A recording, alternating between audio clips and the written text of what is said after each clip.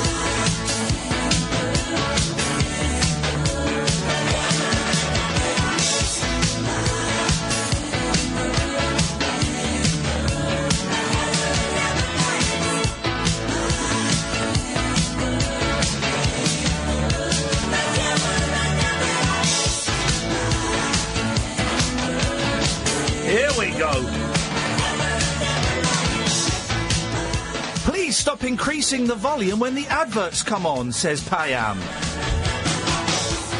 Sorry, mate, that's the way it works, buddy. If you're going to stop listening just because you don't like the sound of the adverts, then up yours, Delors. The Late Night Alternative, my name is Iain Lee, that's Catherine Boyle. Hello. Sounds weird again. 03444991000. Plenty to talk about. Can I just run through the menu for today's show, right? And if you tell me...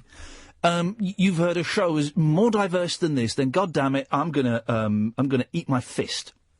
So, we'll be discussing pop. We'll be discussing Bucks Fizz. We'll be talking about Stock, Aitken and Waterman and playing a game with their music. We'll be talking about Nick Knowles, Stockhausen, Split Infinitives and Marrakech. And that's the stuff that I've thought to start with. We could be going anywhere with this. Absolutely anywhere. The way this show works, it's unlike any other radio show in the world. Inasmuch as I am Iain Lee, that's Catherine Boyle. Yeah. We will sit here just talking about stuff that has happened to us and then going through the papers. There's some good stuff in the papers as well today. And you are welcome to call in on any of the things we are talking about, or indeed any of the things we are not talking about. If you want to carry on the conversation you were having with James Well, I'm happy to do that. I kind of feel that our show... I tell you what our show is, right? Here we go. And this has just popped into my head, and now I've thought of it, it makes perfect sense. Talk radio is a delicious Sunday roast, OK? You've got... hang on a sec. Well, I don't want to say which... OK. Right. Actually, I've thought of this and it doesn't really work. OK. The talk radio schedule is like a delicious Sunday roast, OK? And James Whale is the last little bit of potato and lamb that goes in your mouth. And then we are the slice of bread that you use to mop up all of the gravy on the plate. It may be small. It may look... disappointing, but it's probably the tastiest part of the meal. Oh, I would have thought we were a bit more like the pudding. No, not at all. Not when Who's we're the pudding then? Consciously trying to lose weight. There is no pudding at Talk Radio. It's I'm afraid it's one of those restaurants that only does starters and mains. 0344 499 1000 is the telephone number. I went to see, they're not called Bucks Fizz, but yet there's 75% of the members of Bucks Fizz in it. I went to see the Fizz this weekend, Sunday, at the Theatre Royal in Windsor, as my mum would call it, the Theatre Royal in Windsor. And I wasn't going to go, because yesterday I was feeling lousy. It's the last day of Virgin. I didn't really give a stuff about that. But I just felt crappy, and I went home after that. My computer at home was broken, and I spent ages trying to... The hard drive was gone, right? So I spent ages trying to get it to turn on. And eventually I got it to turn on. I thought, I should make a backup now while I could. And then I buggered it again. So I've had to take it into a shop, and it's going to cost about £300, and I'm probably going to lose everything that's ever been on that computer. Here's my lesson to you guys. Back everything up, because probably going to lose everything. So that was annoying. Then I went home and I slept for 3 hours solid. I thought I'd put my head down for 5 minutes. Suddenly it's 6:45, and I thought, you know what? I'm going to go to Bucks Fizz. I'm going to go and see them, and I'm so glad I did. Partly because I got a shout out in the second half from Mike Nolan. If I hadn't been there, it would have been awkwado. But also because, and here's the thing, dear listener, they are flipping brilliant. And of course, I knew more of their songs than I thought I did. And I know it sounds funny, but I don't want to be in love. Just want a piece of the action. Oh, God. Yeah, it's great. A shagging song from Bucks Fizz. Beautiful. And I've got to say, they were all brilliant. And I've since had private messages from 3 of them. Not Jay, because I think she thinks I'm a bit weird, saying thanks very much for coming. I hope you enjoyed it, and stuff like that, and which is a thrill. But I have to say, Cheryl Baker is a phenomenon. She is incredible. First of all, she's got a brilliant voice, right? And secondly, she is so funny. I mean, hilariously. But what was nice is there wasn't a spokesman for the band. They all took turns kind of chatting and introducing the songs and stuff like that. But Cheryl Baker, flipping heck, man. I know she's done loads of TV. Didn't she do Record Breakers for a bit as well? And Eggs and Bacon. Eggs and Bacon. She did all of that. So she can think on her feet. She's done live TV. But, God, she was funny. I could not stop watching her. And she sent me a private message saying, thank you so much for your kind words. Oh, don't thank me, Cheryl. Thank you guys. It was brilliant. It was an odd show. There were some odd bits in it. And as one of the ladies said during the interval, well, they're not really dancing. They're sort of doing walking dancing, which I completely understood. But I loved it. And I've said to 2 of them, because they did a little Acapulco bit in the middle of the show. It's just like half a song. And I said to them, guys, you should do a whole song Acapulco, because the bit I heard in rehearsal and the bit you did in the show tonight, the audience would go nuts for that. Absolutely nuts for it. So here's my tip for you this evening, dear listener. If you get a chance to see the Fizz, then go and see them and tell them that I sent you, because it was such a good night. It was such a good night. And the theatre was packed. And people were up dancing, and they did a lovely 80s medley. They did a little bit of the Adam Ant dance. Imagine Bucks Fizz doing the Adam Ant dance. It was very, very funny, okay? The last song is My Camera Never... is Land of Make Believe. And then sort of the encore is first you gotta speed it up, and then you gotta slow it down. And they still rip, spoiler alert, they still rip the skirts off. Of course they do. But they're all kind of dressed in sort of like 80s kind of stuff. And they rip the skirts off. And Cheryl's, still got a skirt that would still be considered decent. But Jay is wearing no skirt. It's stockings. So it's tights. She's a woman in her 50s. And she had like this sort of shirt on, and she was pulling the shirt down to hide her modesty. Oh, it were naff good, Kath. They were naff good. I loved it. I got a shout out as well. Couldn't believe it. Then I heard someone say, "I wonder if that's that Iain Lee off the radio." Well, yes, it was. Yes, it was. They were absolutely superb. 0344 499 1000. Good evening, Andre. Hi, Ian. Hey, Andre. All right, Kath. Yeah, how are you, Andre? Yeah, how you feeling? Sorry, Kath. How you doing? I mean, Kath? Yeah, I'm still all right. Oh, yeah. Yeah, okay. And if you want to see some more... No, Is that what you're talking about, Ian? That's exactly what we're talking about. Good evening, Paul. Hiya, I've got something that I'd like to send to you as a present. Okay, what is it? You know, you were talking about the Birds and country rock Yep. the other day. You know Graham Parsons then? Yep. I don't know if you were talking about him the other day. I got cut off a little bit. I stopped listening. But I have a great biography, and I have 2 copies of it. That's very kind, but I've read it. Which one? The Graham Parsons one. Which one? Well, I've read one, and I don't find him that interesting. So thanks very much, but no thank you. There's a strange start to the show. A little bit of passive aggression, I think, from everybody there.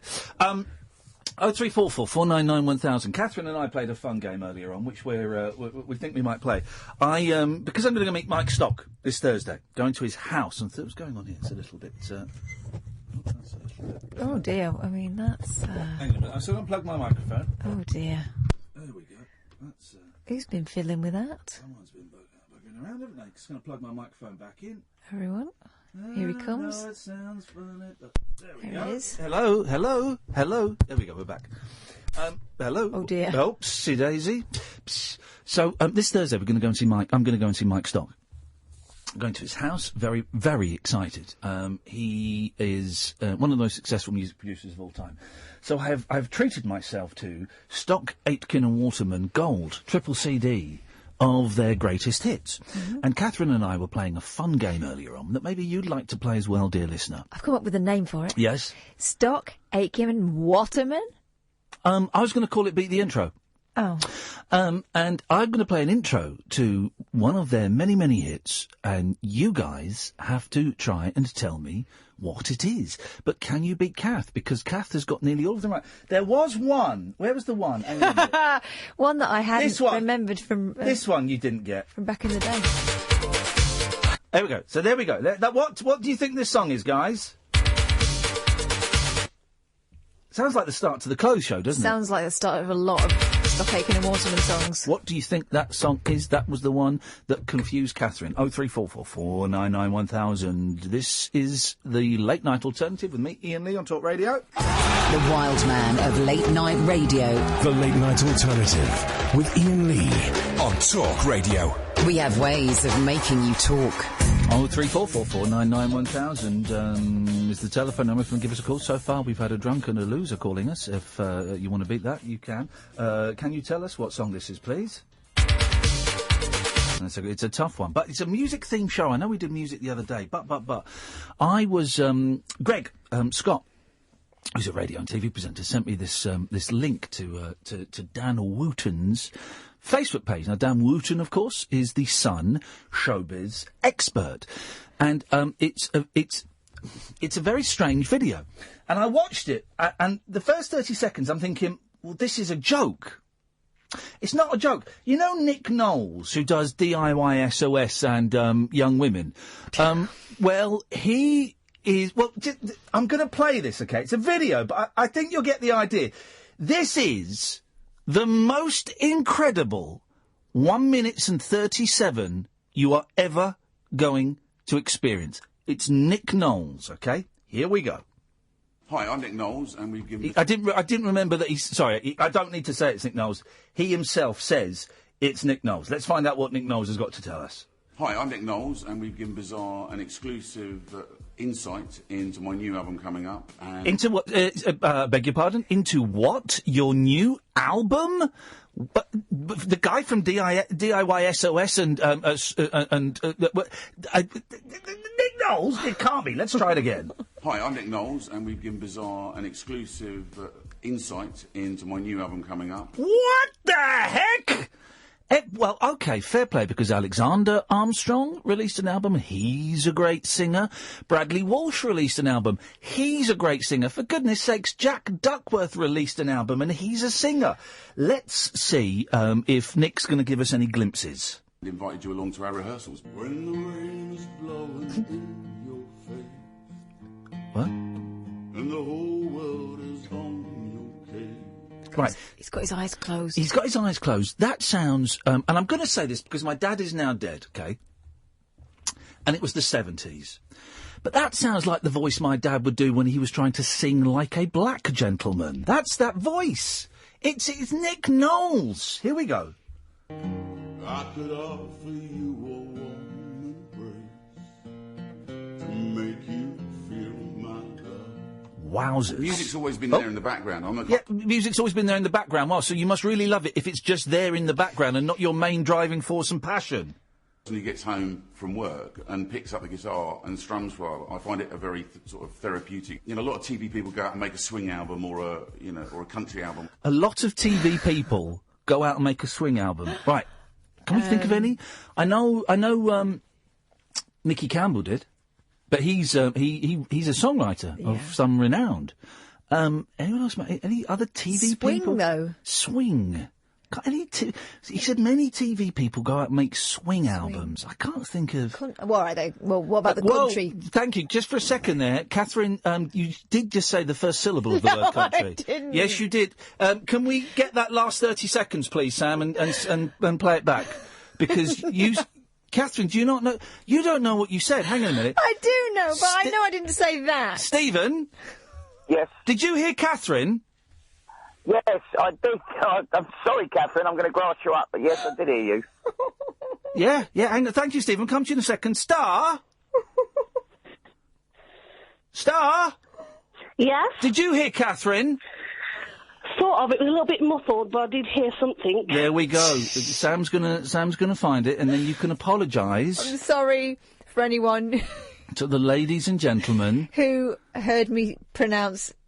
Don't even. I was saying country. I'm waiting for lightning fingers out there to stitch me up. No. There's no.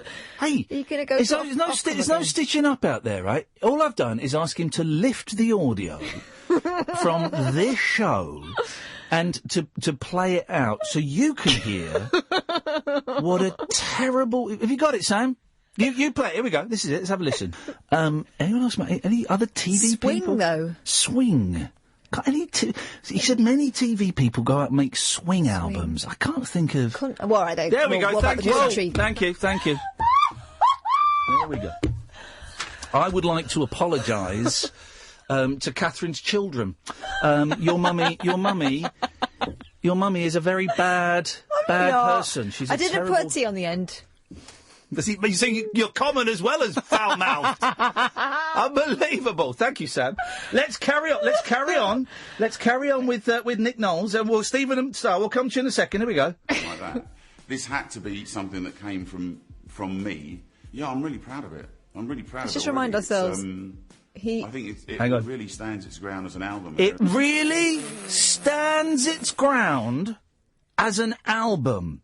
It really stands its ground as an... First of all, that doesn't mean anything, right? But Sergeant Pepper stands its ground as an album. You know, who's next stands its ground as an album? This? Beautiful songs. Ooh, takes every kind of people. Right, okay. Says it comes from him. Hang on. He's singing covers. Hang What life's about. Every kind of people. Now, here's the thing. I'm going to play that again, because if you hear this twice, you will not be able to stop going, oh, it takes every kind of people. Like I've been doing all evening in the office. To me, what life's about. Every kind of people. This is the sort of stuff, right? When my mates come over, Conan or Simon, we'll get the guitars out, right? And sometimes we record it, right? And that's the kind of, we don't even cut that crap, because we don't play, who sings that? Every kind of people. That's if we were taking the mick out of people, because every kind of people. And then we'd email it to each other 5 years later and go, oh, listen to this. But he's releasing this as an album that stands its ground. Make the world go round. I'm not trying to be Justin Bieber. I know that I've got a very specific voice. Yeah, shit one. I imagine some people will prejudge it. Yep. But I think the audience will listen to it. It's been a real joy. I hope I'm buying it. People enjoy listening. I'm buying it, mate. Enjoy making it. To make you feel my love. Gosh. Nick Knowles, the album's called Every Kind of People. It's released on the 3rd of November 2017 on Universal Music. Mate, I'm buying it. You can come in the studio, you can do a live session, buddy. I'm going to play every single... we are going to... You know what we did to the Pina Colada song, right? So that album's probably going to have 10, maybe 15 songs on. That's 2 to 3 weeks where every night... November is going to be exciting. From November the 3rd onwards, every night will be dedicated to one song from that album. Knowles Vember. Yeah, so that's exactly what we're going to do. So then I started, Stephen and Star, we'll come to an end. Then I started falling down the Nicky Knowles rabbit hole, right? And I found some other songs that he's done. He's got previous. Here's a clip of him on Fame Academy a few years ago. Hang on. Oh, it's got a boot up on it. Oh, bloody complete. Here we go. Hang on. Oh, dearie me. Here we go. Here we go. Here we go. Here we go. Here we go. Here we go. And I'm going to have a picture. I'm having it on my wall. I'm keeping the video. It's brilliant. It's had me glued anyway. Good luck tonight, sir. Knock Leslie out. Nick Knowles. Singing for Survival with the lady as a tramp. It's Nick Knowles. Listen to this. This is going to blow your mind. This is going to blow your freaking mind. She gets too hungry for dinner at 8. She loves the theater, doesn't come late. She'd never bother with people she hates. That's why the lady is a tramp. It's incredible, right? It gets better, because then there's him on... This is absolutely incredible. It's my new favourite thing. Come on, computer. Computer, play. Hang on a minute. Oh, dearie me. The computer knows we can only take so much excitement. Here we go. Here we go.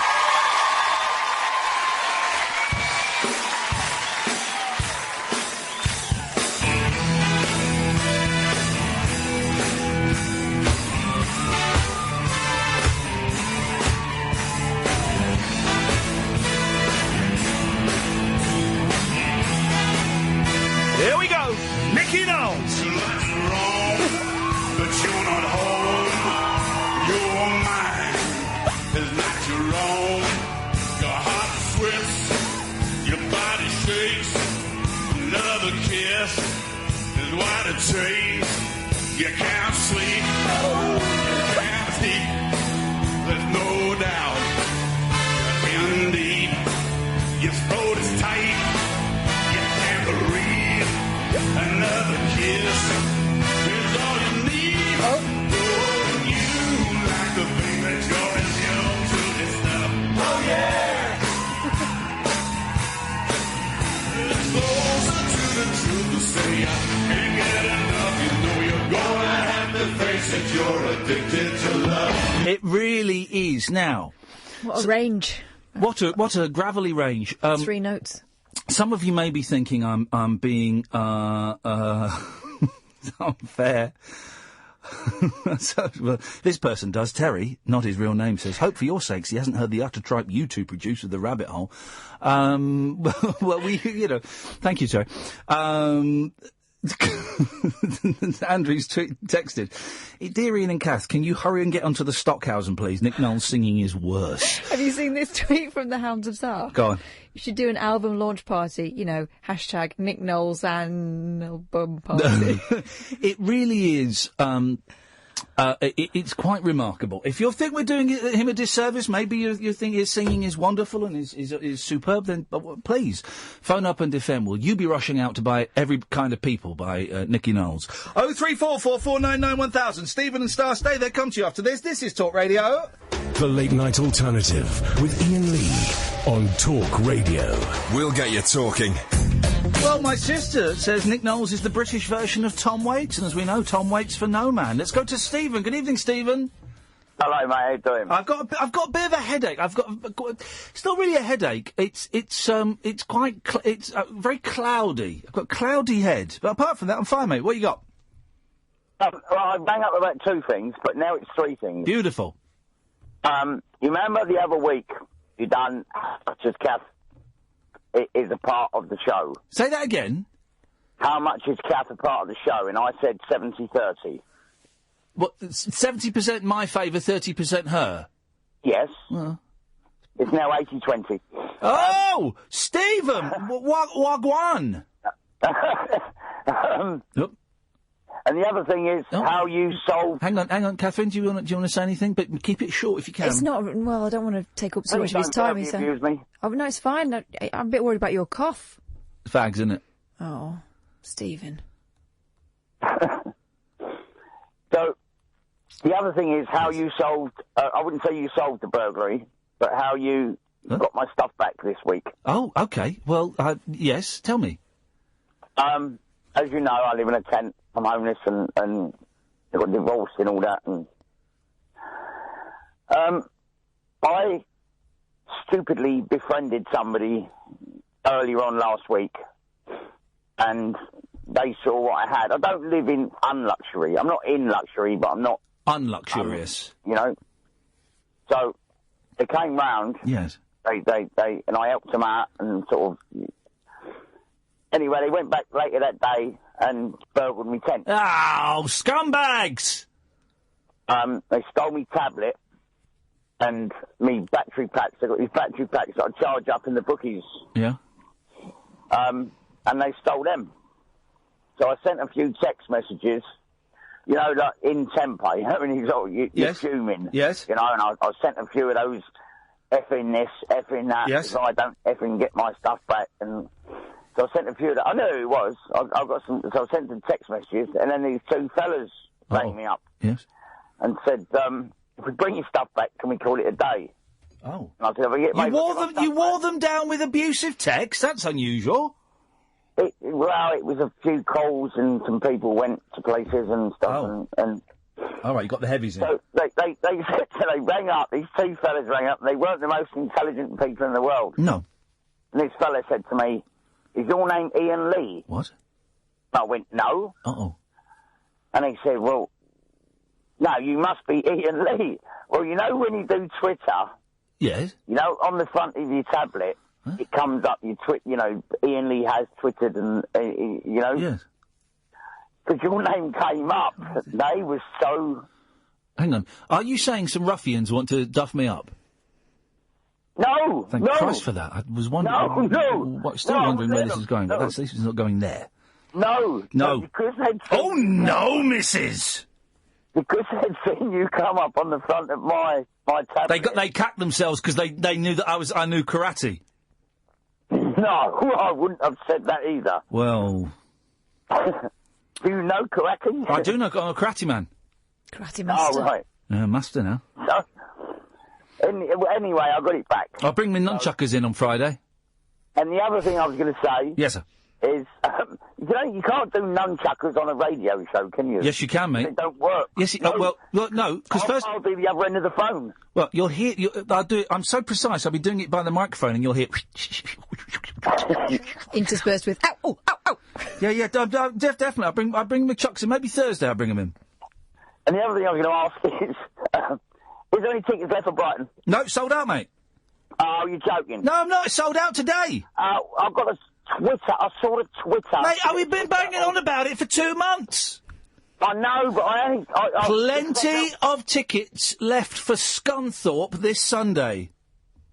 Well, I don't know where Scunthorpe is. Thanks very much for calling. Brighton on the 14th is sold out. If you've not got your tickets, you're not coming in. Scunthorpe, shed loads of tickets. Like about 60 tickets left. Hull, 140 tickets left.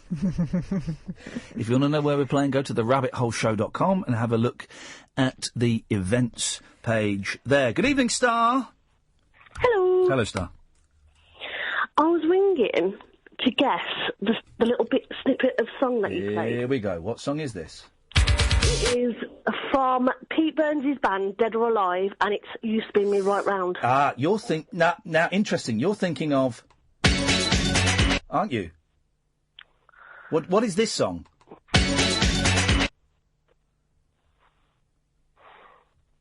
What is this song?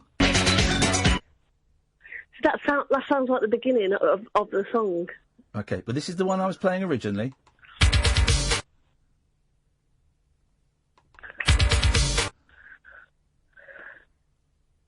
No, that sounds totally different to what I heard. Well, that's the one I was playing. Okay. So do you know what this is? Is it the same song, just a little bit further in? No, this is the beginning of the song I played. And okay, try this one. Do you know what this one is? See, that's what I heard. It's not what I played. That is not what I played. You absolute lunatic. I am being very precise this evening. After picking up Kath for her C-bomb, this is what I played, and this is what you claim you heard.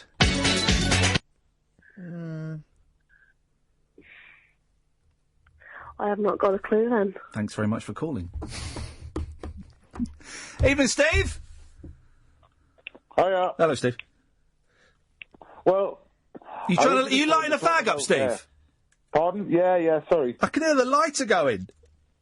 Well, I did phone up to talk about XTC, but I don't think there's any more room in my head after hearing Nick Knowles. That's something, isn't it?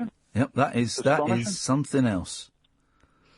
But no, XTC, it was a joy to hear them the other night. Like, I kind of get that song out of my head. Yeah, they're a good band. Go and buy all of their albums. So what's your fave? My favourite album is... I can remember what it's... Skylarking. Skylarking, that's it, thank you. Yes, Skylarking is the one. Yeah. That was a fascinating thing with the guy with the fanzine and that, like... Yes. He's talking about his daughter talking to Stuart Lee and all these people that are, like Kevin Eldon and all that, and all listen to XTC. Because I don't know, I just didn't know. I didn't realise they were so innovative. Yep, they are. Well, thanks anyway. Thanks very much for calling.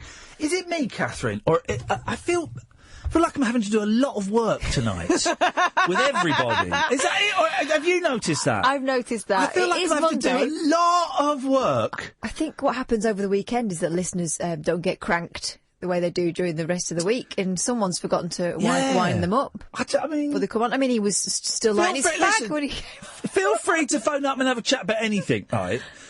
But you kind of got to give me something. You got to give me a little bit of sugar. I've got a friend who, whenever she rings up, it's like I have to entertain her, and you think, you rang me. Yeah, I got a friend, and he's a good. I'm not spoken to him for years actually, but and he's such a very gentle man. But I would dread his phone calls because they were. I would have to drive those phone calls. Yeah. I would have to drive them. And then at the end of the phone call, she always has the gall to say to me, "Well, I've got to go. I'm really busy." You rang me. 0344 499 1000. So now we've got 2 songs on the go. What's this? And then what's this? Okay. 034. They are different songs. 499 1000 is the telephone number if you want to give us a call. And by the way, top marks to who was it who did it? Hang on, let's get this right. Who was it who did it? Oh, to Ray. Top marks for this. Stockhausen and Waterman. I mean, that's a great one. Oh, come on, Catherine, you grumpy old moo. 0344, you C-bomb dropper. 0344 499 1000. This is Talk Radio. The Late Night Alternative with Iain Lee on Talk Radio. 0344 499 1000 is the telephone number. We're trying to name these two songs. And also, that's what we're trying to name. And so someone has, Julia said, is the song Blue Monday by New Order. 0344 499 1000 is the telephone number if you want to give us a call. I did something stupid today. I did something stupid and foolhardy. It wasn't just order 2 pizzas before we came on, which is why we're all little windy pops. I'm off next week. I'm off. I never take a week off, but I'm absolutely shagged. If I'm completely honest, I'm battered, and there's so much is happening outside of here that is just, I'm so stressed. So I've taken a week off. I didn't have a week off in the summer. I don't think I had a week off since I went to Wales. When was that? That was March, wasn't it? Jeez, I'm a bit like granite. Anyway, so I've got a week off, and I was just going to go and rent a cottage again in Wales, or something, and just go off and walk in the woods and stuff like that. And then for some reason last night, when I was watching Bucks Fizz, I don't know why, but as I was watching, I thought, maybe I could go somewhere abroad for a few days on my own, just for a few days, somewhere not too far. And so I've booked 6 nights in Marrakech. I'm going to Marrakech for the second time. So I did a radio show there, didn't I, about 10, 12 years ago. But this is the first time I'm going to Marrakech on my own and for not work.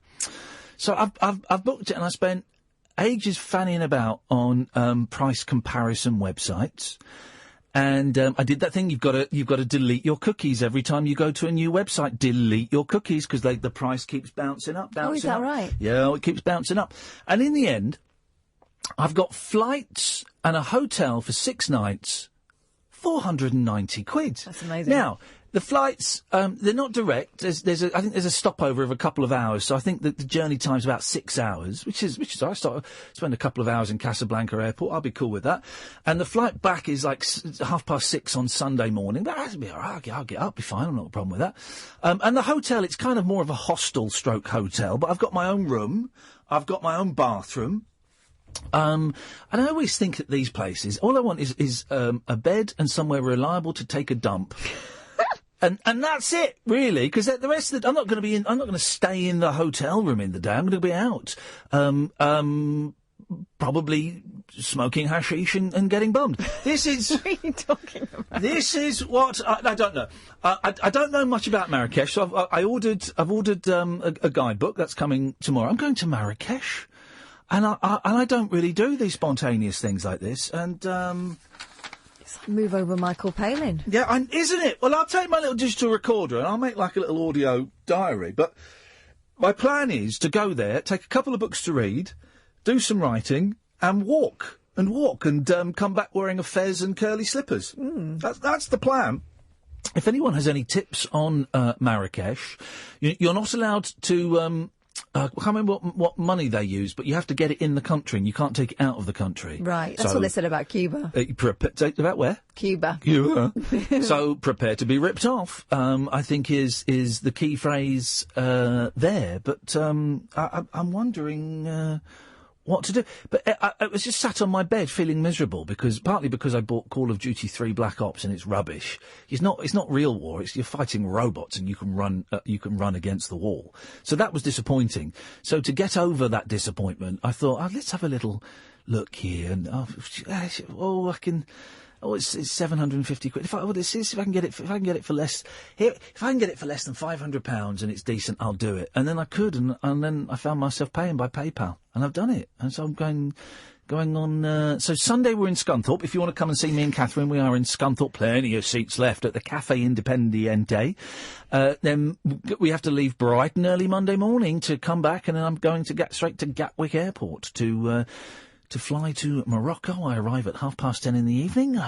Look out, nightlife. Here comes Lee. Let's be having you. 0344 499 1000. Good evening, Macy. Hi. Oh, it is. Is this Macy Gray? I wish. Oh, you sound a bit like Macy Gray.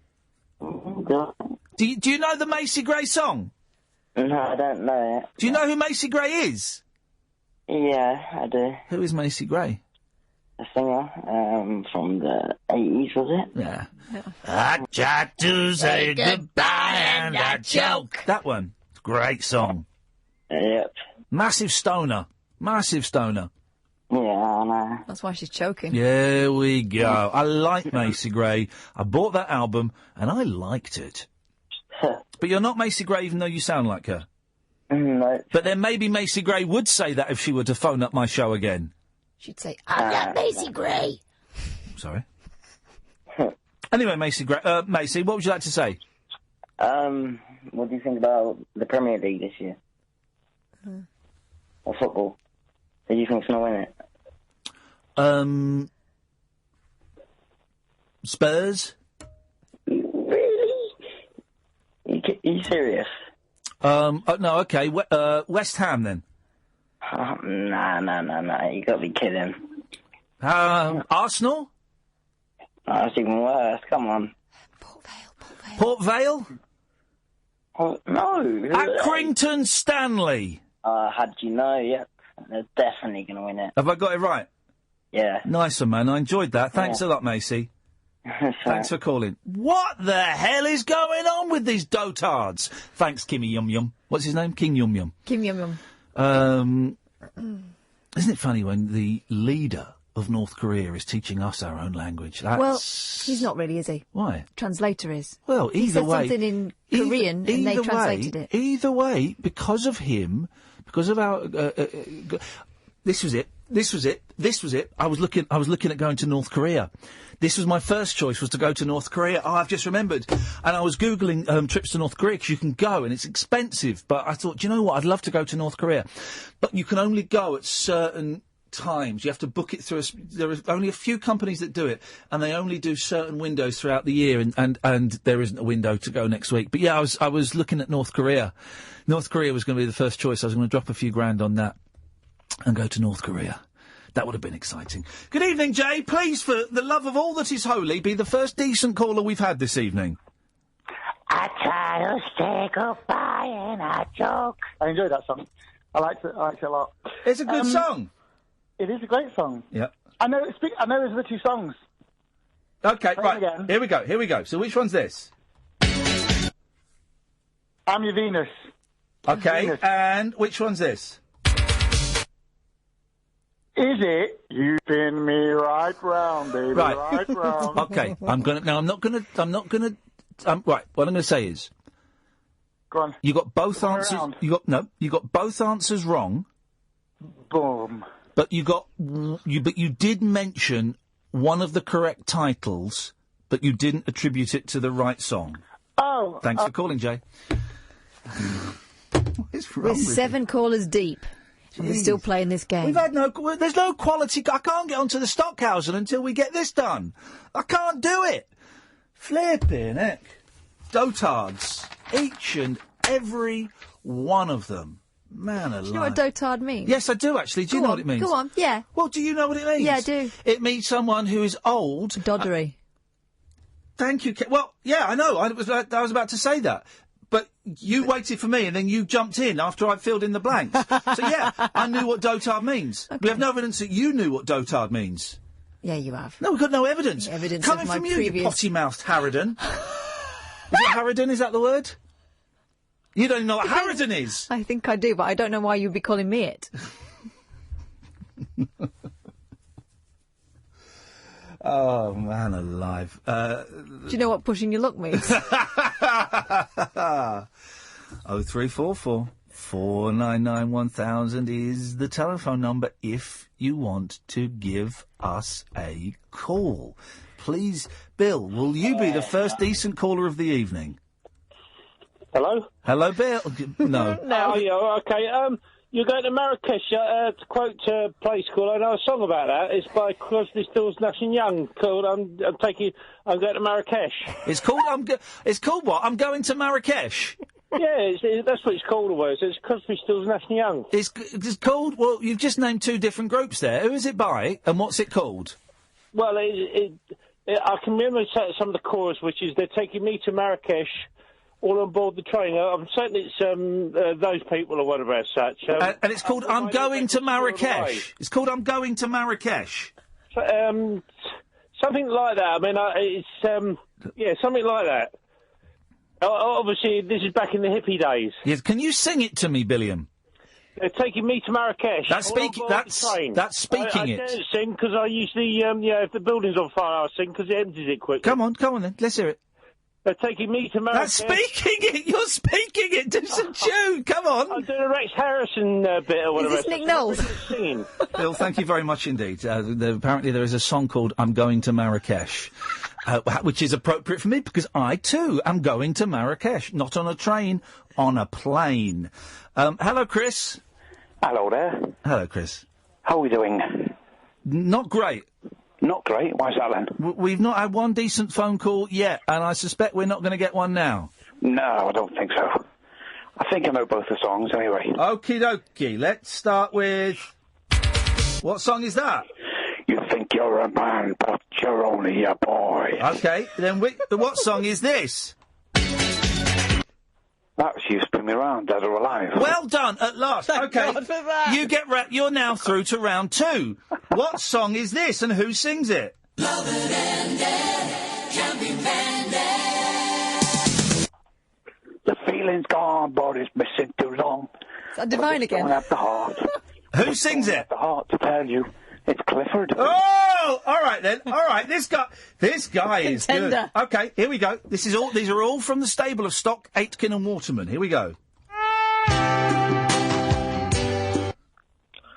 Oh, I'm not sure about that one. Oh, Chris! And you're calling from Liverpool. I failed.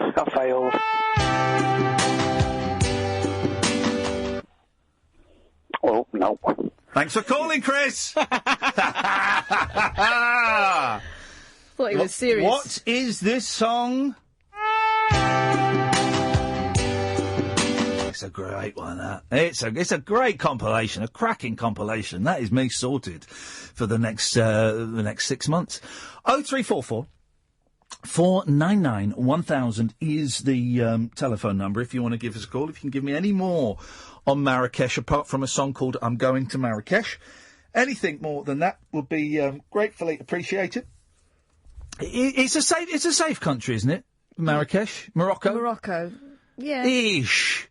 It's Africa, safe as isn't anywhere it? else. It's Africa. North Africa. Okay. Are they the good Africans? It depends. It's There was a little skirmish, wasn't there, on the border? Well, the border schmorder. It's Muslimic, I believe, which is fine. I don't drink. I don't smoke hashish. And I'm not a homosexual, so I should be well looked after there, I would think. I don't know. I'm a little bit nervous. Let's go to Terry. Good evening, Terry. Hello, Terry. Kevin. Terry. Kevin. Terry. Not Terry, Kevin. It says Terry on my screen, Terry. Well, call me Terry then. Thank you, Terry. What would you like to say? I know. Last song you've just played. What is it, and what was it for? Let It Be Ferry Aid for that. What was it for? Would it be? It wouldn't be Zeebrugge. It was Zeebrugge. Listen to this, guys. McCartney goes Stock, Aitken and Waterman. This is great.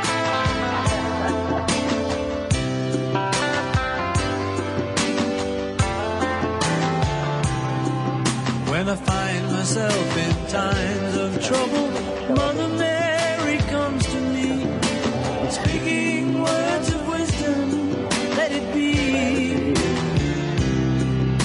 And in my hour of darkness... I tell you what we'll do. When we come back... thank you for that, Terry. You won £1 million. When we come back, we'll play it, and we'll see if we can recognise all the singers. That was obviously Paul McCartney and Boy George. Yes. Got those. Let's see if we can recognise... It was right, it was called Ferry Aid. I thought they did Ferry Cross the Mersey, but they did do a charity version of Ferry Cross the Mersey, didn't they? I remember Jerry Miles... It was after this. Jerry Miles... Anyway...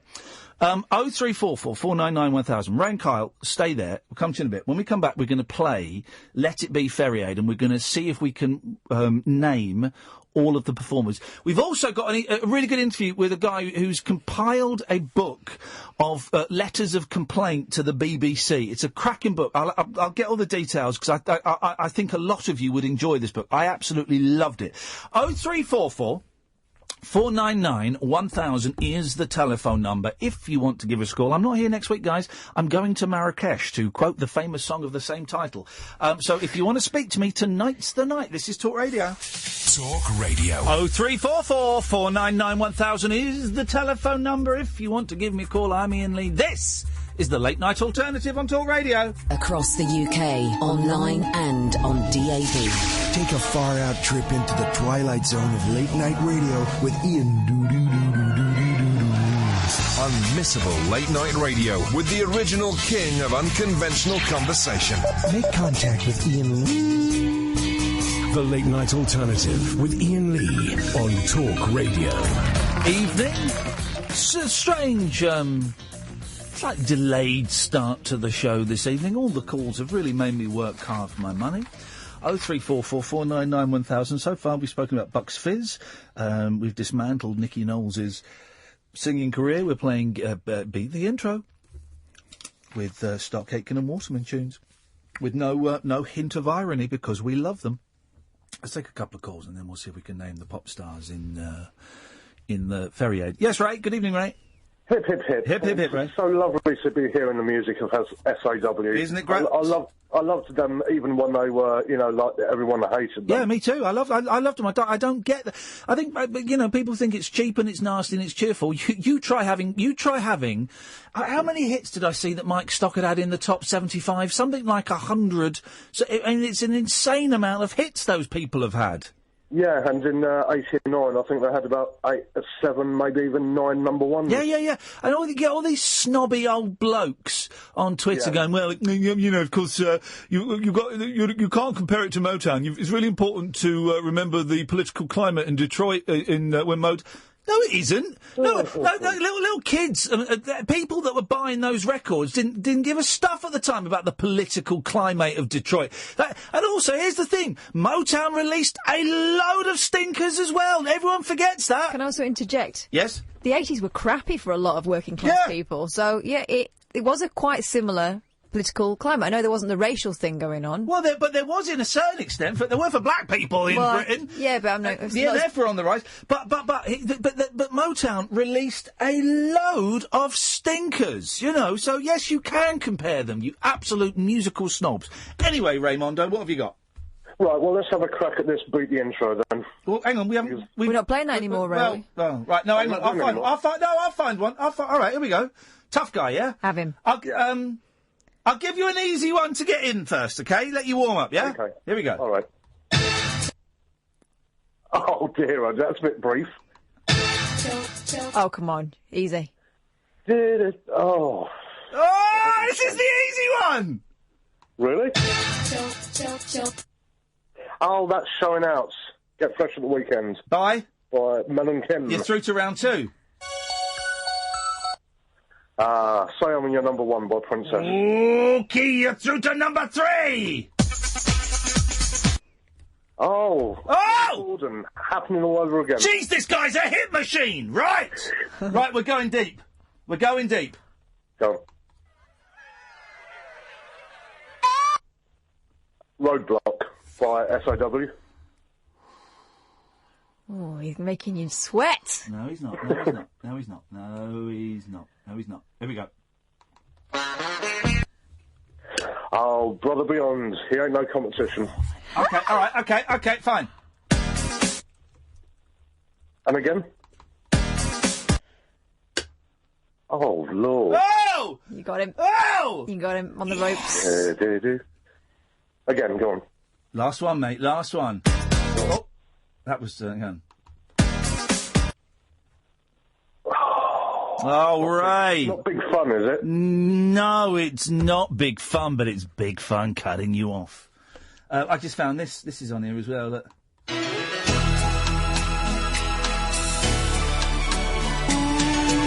Oh no.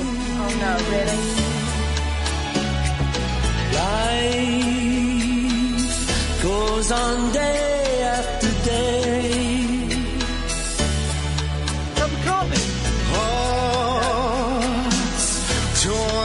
No, that's Holly Johnson. That was Mrs. Holly. So very. We're going to play Let It Be in a second. Let's go to Kyle first. Good evening, Kyle. Good evening, boss. You all right? I'm very, very well, thank you, mate. What can you do for us this evening?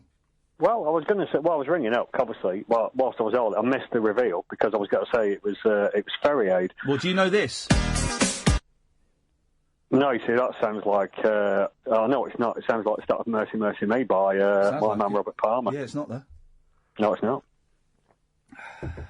Don't know it, boss. Do you want to play... shall we see if we can name everybody in Ferry Aid, then? Well, I was going to say, this might be cheap, because I didn't know you were going to do this, the feature. I've just looked at who the backing singers were on that. Well, don't tell us. Don't tell us. No, I'm not. No, there's some amazing names, but I won't tell you. Well, don't tell us. We can't let you play then. Well, can I give you one name then? No, come, because we're about to... He's gone. Right, so we're going to try and... Here we go. So we're going to try and name, okay? We know the first one's McCartney, the second one's Boy George, okay?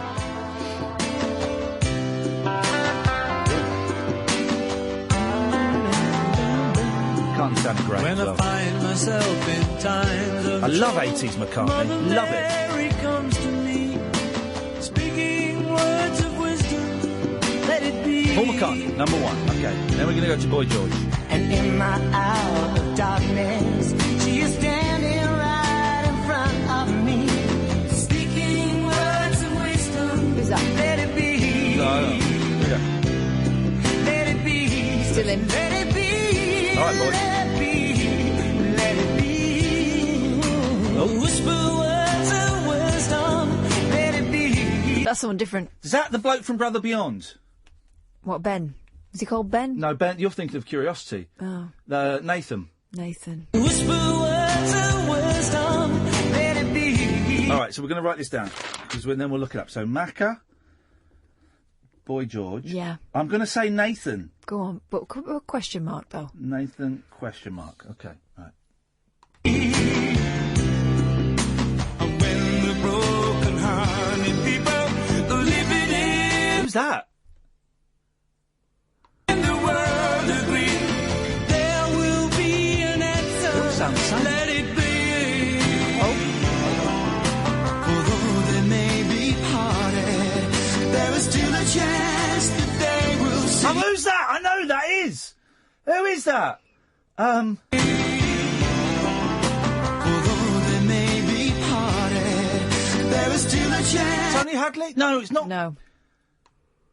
Alison Moyet. No. Alison Moyet. It's not Alison Moyet. Listen, still a chance. Listen to that bit. That's Alison Moyet. Let it be. Still a chance. Although they may be parted, there is still a chance that they will see. Moyet. Is it, though, or is it a fella? Well, that's why she was called out, wasn't it? Yeah. This is a great game. By the way, if you're listening and you can help without cheating, but don't cheat. And we got Chuck Winkle on the line, which means we're going to have a news flash soon. And we got Callum, but 0344 499 1000. Okay, so we've got to Moyet. There will be an answer. That's got to be Bananarama. Bananarama, isn't it? Yeah. All singing together, like in the girls same... at a karaoke. Oh, this is fun. Let it be. Let it be. Let it be. Let it be. Let it be. Is Kylie in there? No. She would have a solo. Yeah. Sounds a bit Kylie. Let it be. Let it be. Let it be. Let it be. Let it be. Mel and Kim? No. I think that sounds like Kylie. I think Kylie's... Maybe... There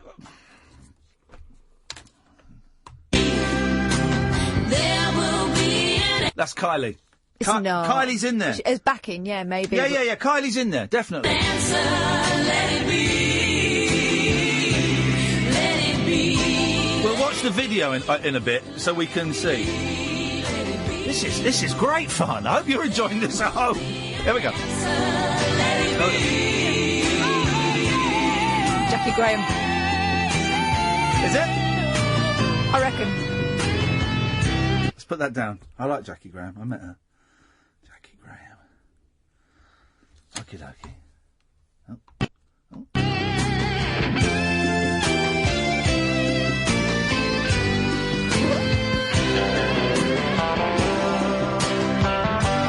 Got the shadows. Sounds like it, doesn't it?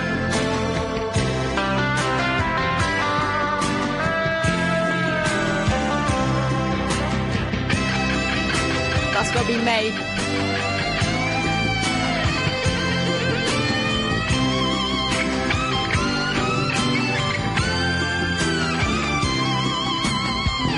When the night is cloudy, there is still a light that shines on me. Whoa, now that is heavily processed. First thoughts, it's Donovan and Kylie. But No, I'm it's not not sure. Donovan. No. Okay. Cloudy, there is still a light that shines on me. Shines until tomorrow. Vandross? No. Why not? It wouldn't be, would it? Why not? We don't know who those two were. A boy and a girl that sing together. I mean, it could be Dollar. No, it don't be Dollar. When you say Jackie Graham, it might be Sunita. No. Right. Then wake up to the sound of music. Mother Mary comes to me. Who's that? Speaking words of wisdom. Oh. Let it be, let it be. That's Vandross. No, it's not. That's Vandross. No, I'm telling you it's not. That's Vandross. No. Who's that? It's not Luther Vandross. I didn't say Luther. Oh.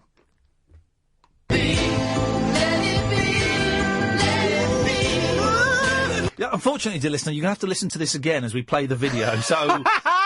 Try and remember what we've gone. Really sorry, guys. You Take will have to notes hear at home. this a second time.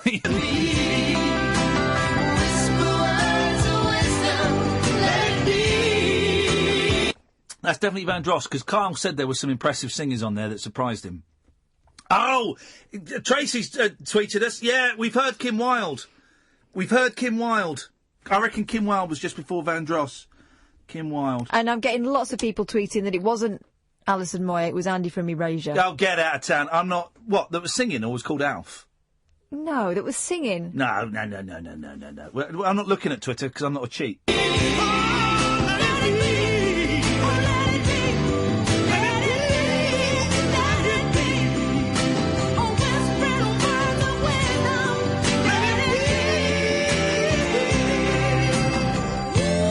I reckon Donna Summer was in there. Yeah, maybe.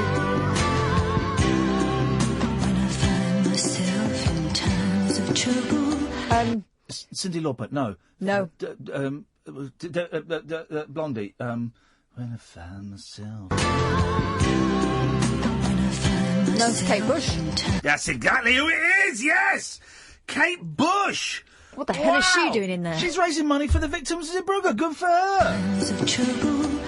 Mother Mary comes to Mary. me, speaking words of wisdom, let it be.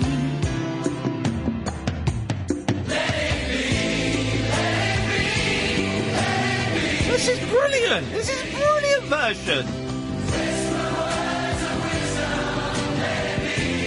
I love a big choir. Love a big choir.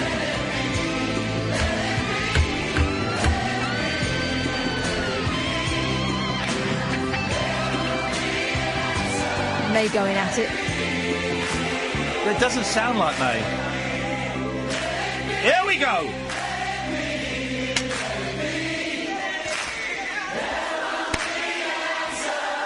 I like this. This is great!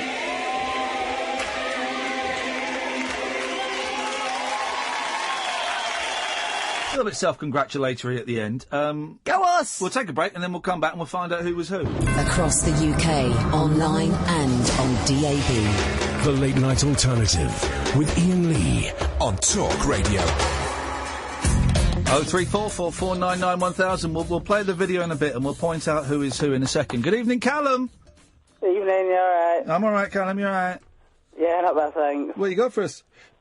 An observation on this radio station. It might sound daft, but to say it's 24/7 conversation across the nation, but it goes to talk sports at night, and I don't get that. They're both on DAB.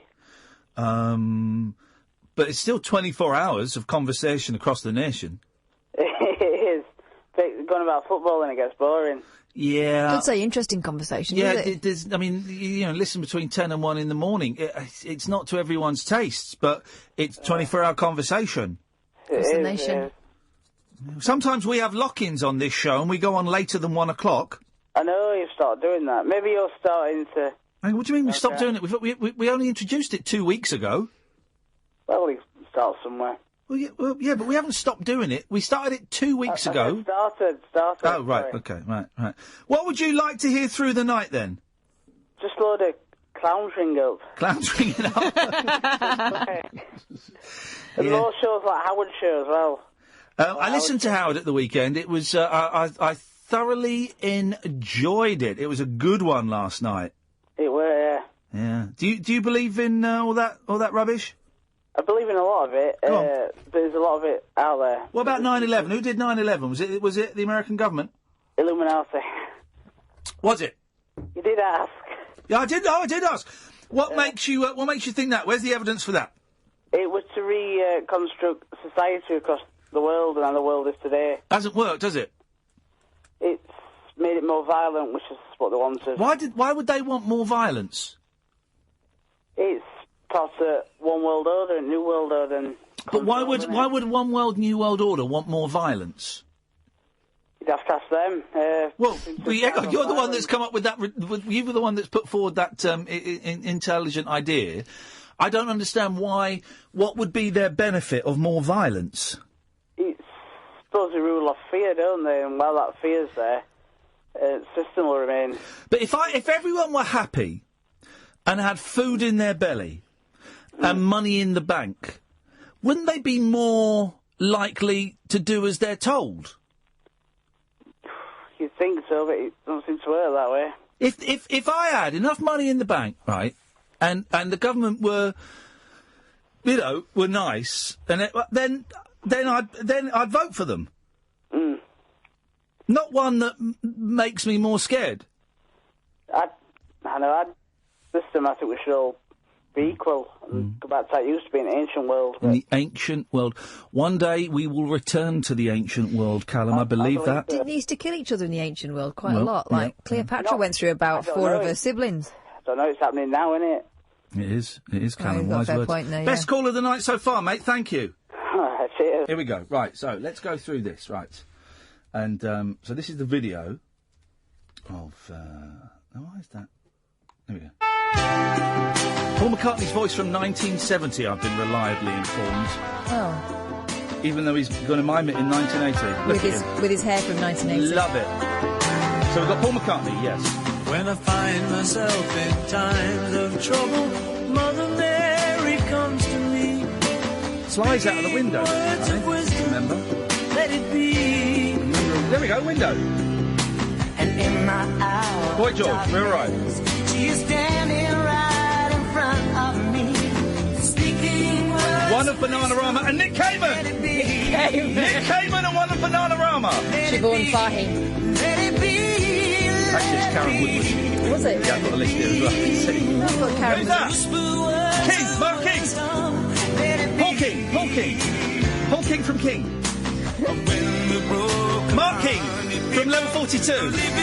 Jackie Graham. Who's that? Who is that? Jackie Graham. That's Taffy. Oh, Taffy. Who's Taffy? I have no idea. Who's Taffy, guys? Andy Bell.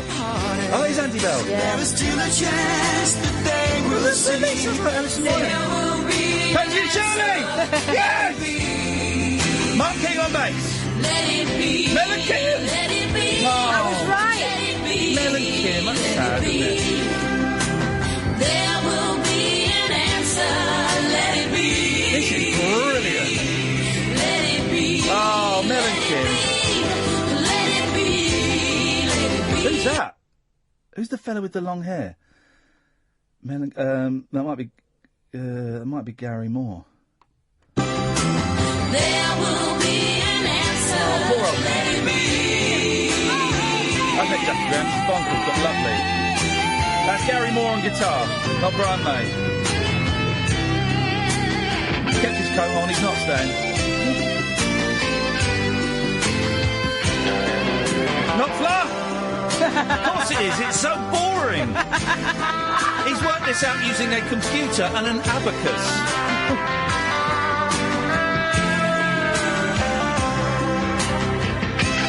That's how you do it, Gary.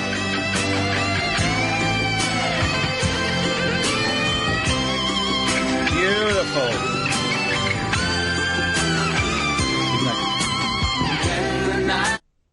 Kim... Nick Kershaw. And Kim Wilde. There we go. No, that's what it is. Yep. There is still a light that shines on me. Who's that? Who's that man? Edwin Starr! Edwin Starr! Oh, I knew it wasn't Luther Vandross, but I didn't think it was Edwin Starr. Flipping it.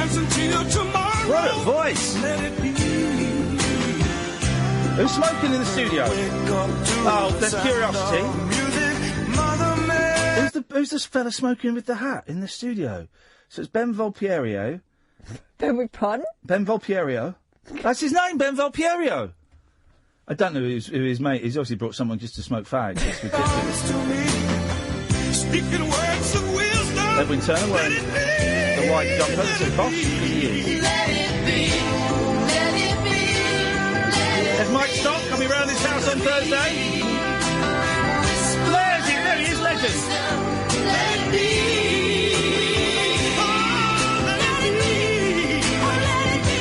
Ruby Turner.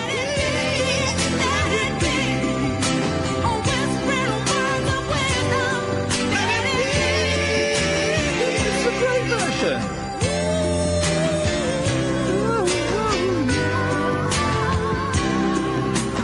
Kate Bush. Myself in times of trouble, Mother Mary comes to me, speaking words of wisdom, let it be.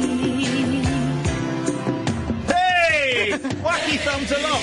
Now, here's the choir. I can read out who's in the choir. The Alarm, John Altman, Debbie Ashby, Al Ashton, Rick Astley, Bananarama, Simon Bates, Alison Bettles, Errol Brown, Bucks Fizz, Jay Carley, The Christians, Hazel Dean, Anne Diamond, Difford and Tilbrook, Doctor and the Medics, The Drifters, Frankie Goes to Hollywood, Go West, Felix Howard, Gloria Honeyford, Imagination, I'm missing out some of them, Suzanne Mitzi, Linda Lusardi, Ruth Maddock, Bobby McVeigh. Oh, Bobby McVeigh's in Bucks Fizz now. OK, fine. Sue Pollard, Maxi Priest, Princess, The Nolans, The New Seekers, Hazel O'Connor, Mike Osmond, Susie Quattro, Mike Reed, Mandy Smith, Alvin Stardust, Steve Strange, Terraplane, Bonnie Tyler, and others. I think I just saw the guy who plays Ali Osman in EastEnders as well. You probably did. I think I did. He is! Look, Kath! It's the bloke who plays Ali Osman! Totally is. It's the bloke who plays Ali Osman!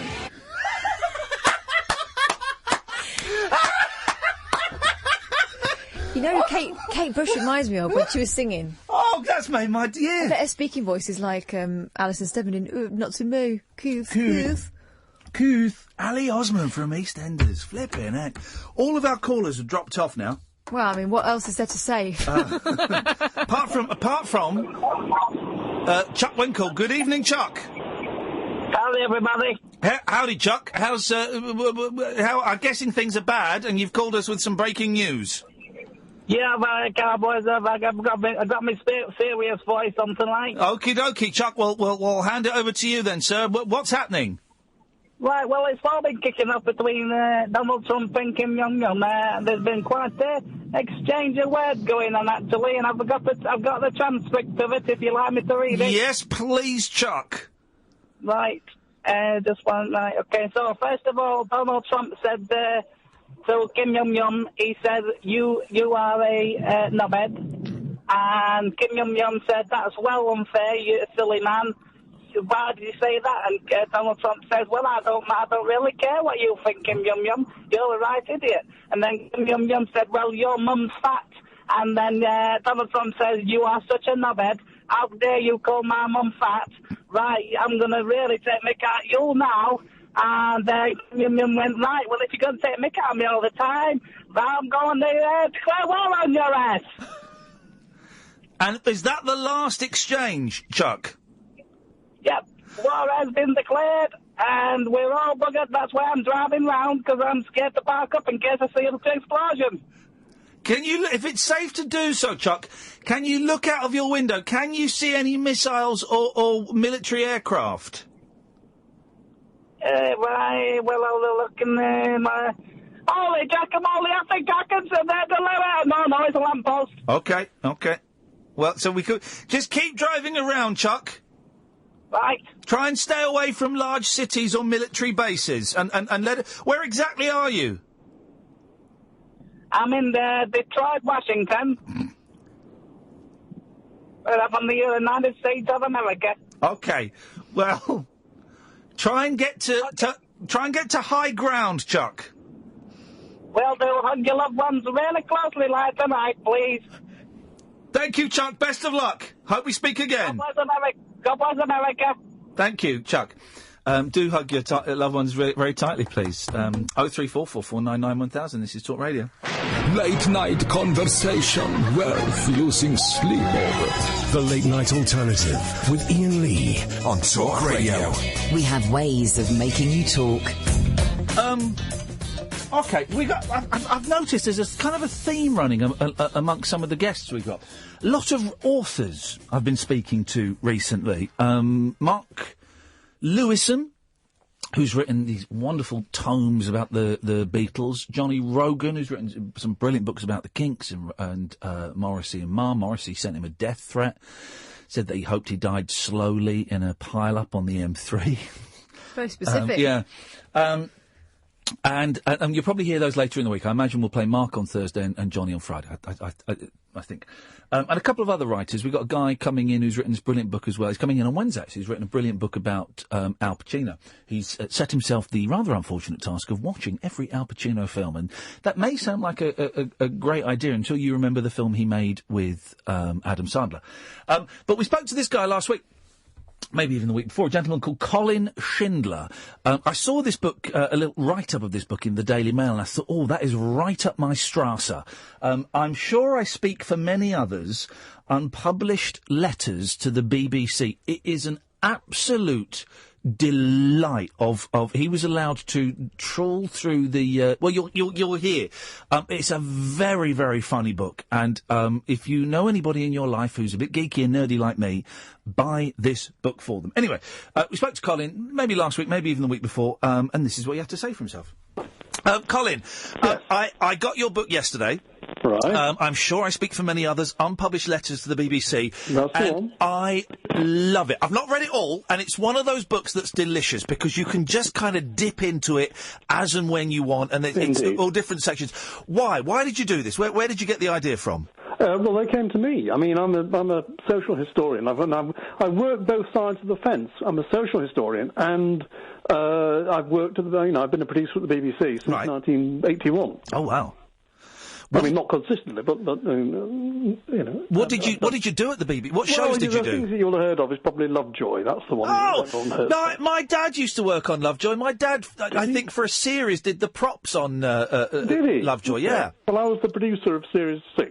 Oh well, there you go. You see, I think I came to the set of Lovejoy once, and I even had one of those jackets they gave out at the end of the series. Remember those big black jackets that had the Lovejoy logo on? Yeah. I had one of those. Oh, you worked on Lovejoy. That was a great programme. So see, we changed locations halfway through the filming. Yeah. Initially we were in Essex, in the sort of pretty part of Essex, near Great Dunmow, and then we moved to when I took it over, it was based in Suffolk in Long Melford. I can't remember. You may or may not know my dad. His name was Malcolm Rugby.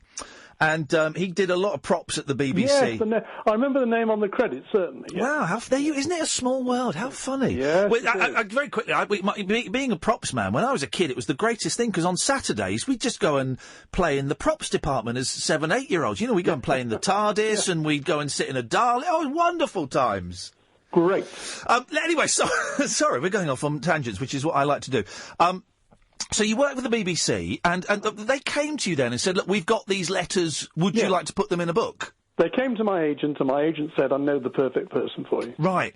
And how many... So these are letters of complaint written by the public through the years to the BBC, and I went straight to working in radio, Colin. I went straight to the radio chapters, and it's a real social history. You mentioned being a social historian. It really is. The number of complaints about the word blast being said. That surprised. Funny you say that. That surprised me as well. You know, I'm still not even sure what it's short. It has to be like blimey is short for God blimey. Yeah.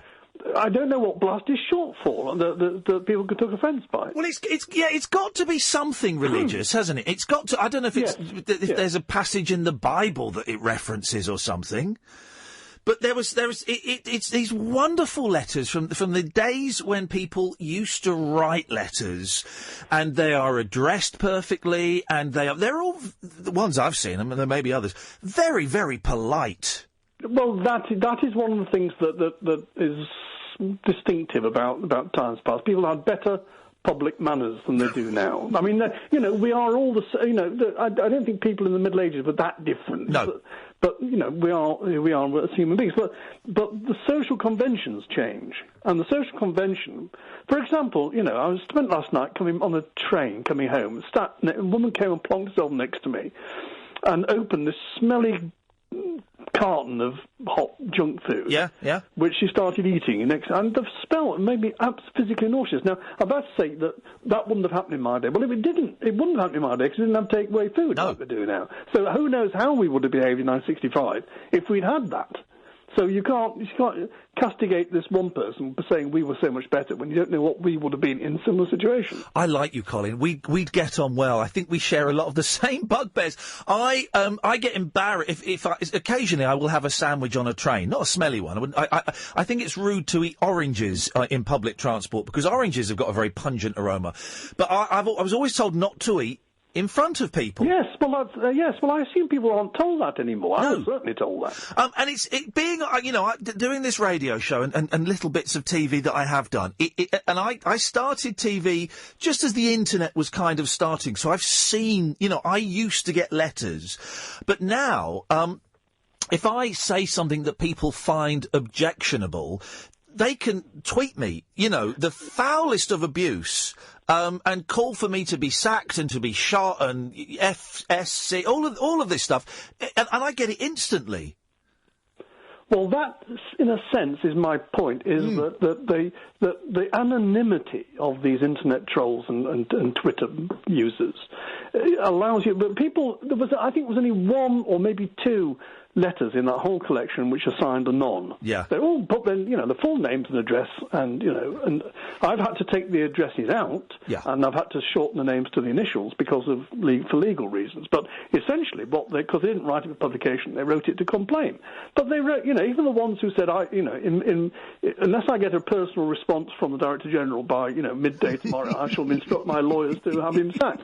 I mean, they're all done in a sort. They're not done in that foul, abusive manner, which they're beautiful. You're complaining about. They are beautiful to read. I loved how there were lots of letters after the Second World War when Labour came to power, accusing the BBC of anti-Labour bias, which is how things have changed. That's up very quickly. Yeah. You see, I grew up in the time when. If you were anti-government, you were anti the Tories. Well, everybody was anti the Tories. From where I lived, everybody was anti-conservative. But so it was astonishing to me that people actually took against the Labour Party. I mean, this is the great Attlee government that revolutionised the welfare state. that gave us the National Health Service and the National Coal Board and British Railways and all the good things that people have been dying for during the Depression era. They did all that, and they're getting mocked mercilessly on the radio, and people are having to write in to complain. How did you get the letters? Did you get actual physical letters that you sorted? Did you really? And I think the selection that I made was probably biased slightly towards those which are typewritten, which was sort of 40% of them, because sometimes the writing is genuinely very difficult to read. But I have actually signed one, Mr. Illegible, that's me saying, because I couldn't read his name, but the letter itself was so interesting that I actually wanted it in the book. What a fantastic... So did a big box just arrive at your house? No. It's all held in the archive. Okay. At Caversham, which is outside Reading, and you have to go there, and you have to be a bona fide researcher. You can't you can't just wander in off the street, as it were. Oh, Colin, you have to make an appointment, and it costs money to go there, and you're always at the mercy of what they kept, because you can't just ask for program X and expect it to arrive, because it may well be that they didn't keep the letters to that particular program. Well, this is the thing. Boy, oh boy, that sounds like an Aladdin's cave. I was at New Broadcasting House the other day, and I'm recording something for Radio 4, and I turned a corner, and in this very dark corridor was this huge glass cabinet that took up the whole wall. And I looked, and there were sort of these old leather-bound things in there. And I looked, it's every single issue of the Radio Times since it started. Hidden away. And I was there. Caversham sounds wonderful. I was surprised because a lot of these letters are from the 40s, and I was surprised that they kept them at all. Well, the first one goes back to 1932 that I've quoted. So I mean, and there's probably it depends what you ask for. They'll only give you what you ask for. And they have to have a special file within the program file saying correspondence. Otherwise, it doesn't really exist. So you have to dig around. But when you read those letters, they're so genuine. And when I read the Radio Times letters these days, I haven't read back because I had enough material to deal with.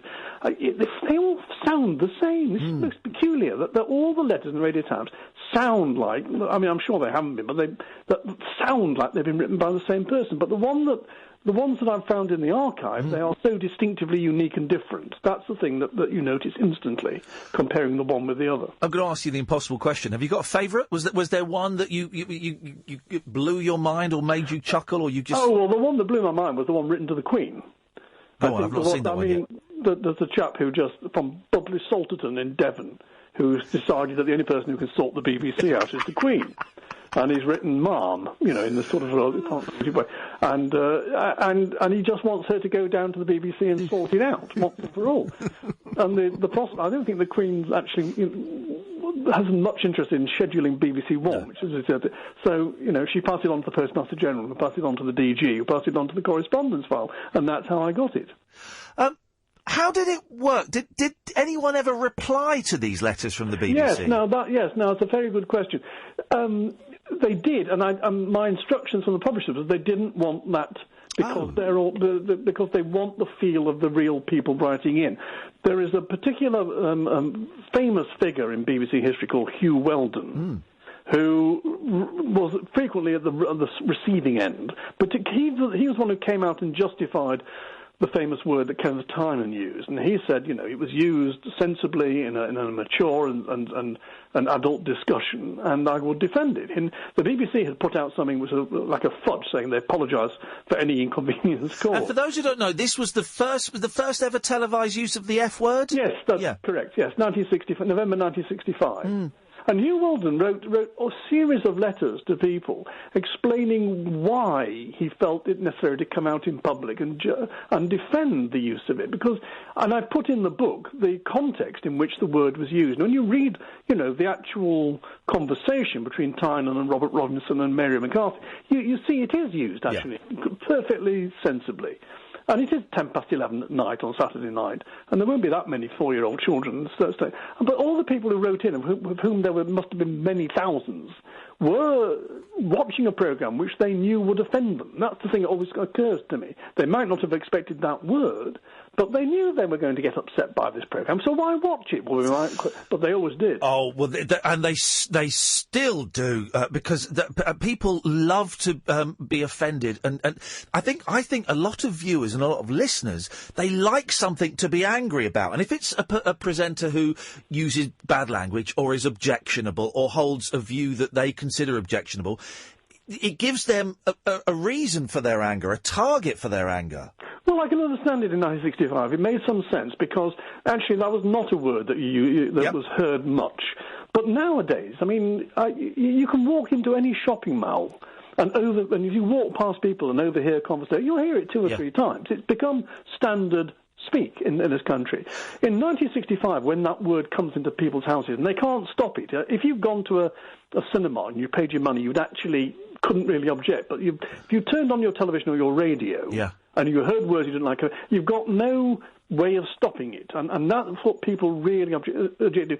Even within those, why would they use the word blast and the blasphemy they found in the 40s of those radio programmes that we talked about? But it's because they couldn't control it. It's coming into their homes unbidden, and that's what gets them so annoyed. There was a great phrase in the book, I can't quite remember it for bad language, something like men's language or something, because only men in those days would use coarse language like that. I think that until possibly 20 years ago, that would still be the case. I wouldn't like to put a date on it, but that, it's still, I mean, it sounds very sexist, but I'm still surprised when I hear women using language like that. I am surprised. I can't help it. That's just how I am. No, I know, and it's a generational thing, because I'm not, and I guess it's because, I am I'm kind of more used to it, I suppose. It is a generational thing, and this book is so good. I saw a review of this somewhere, Colin, and I knew that I would love this book, and I've not read it all yet by a long shot, but I'm really enjoying dipping in,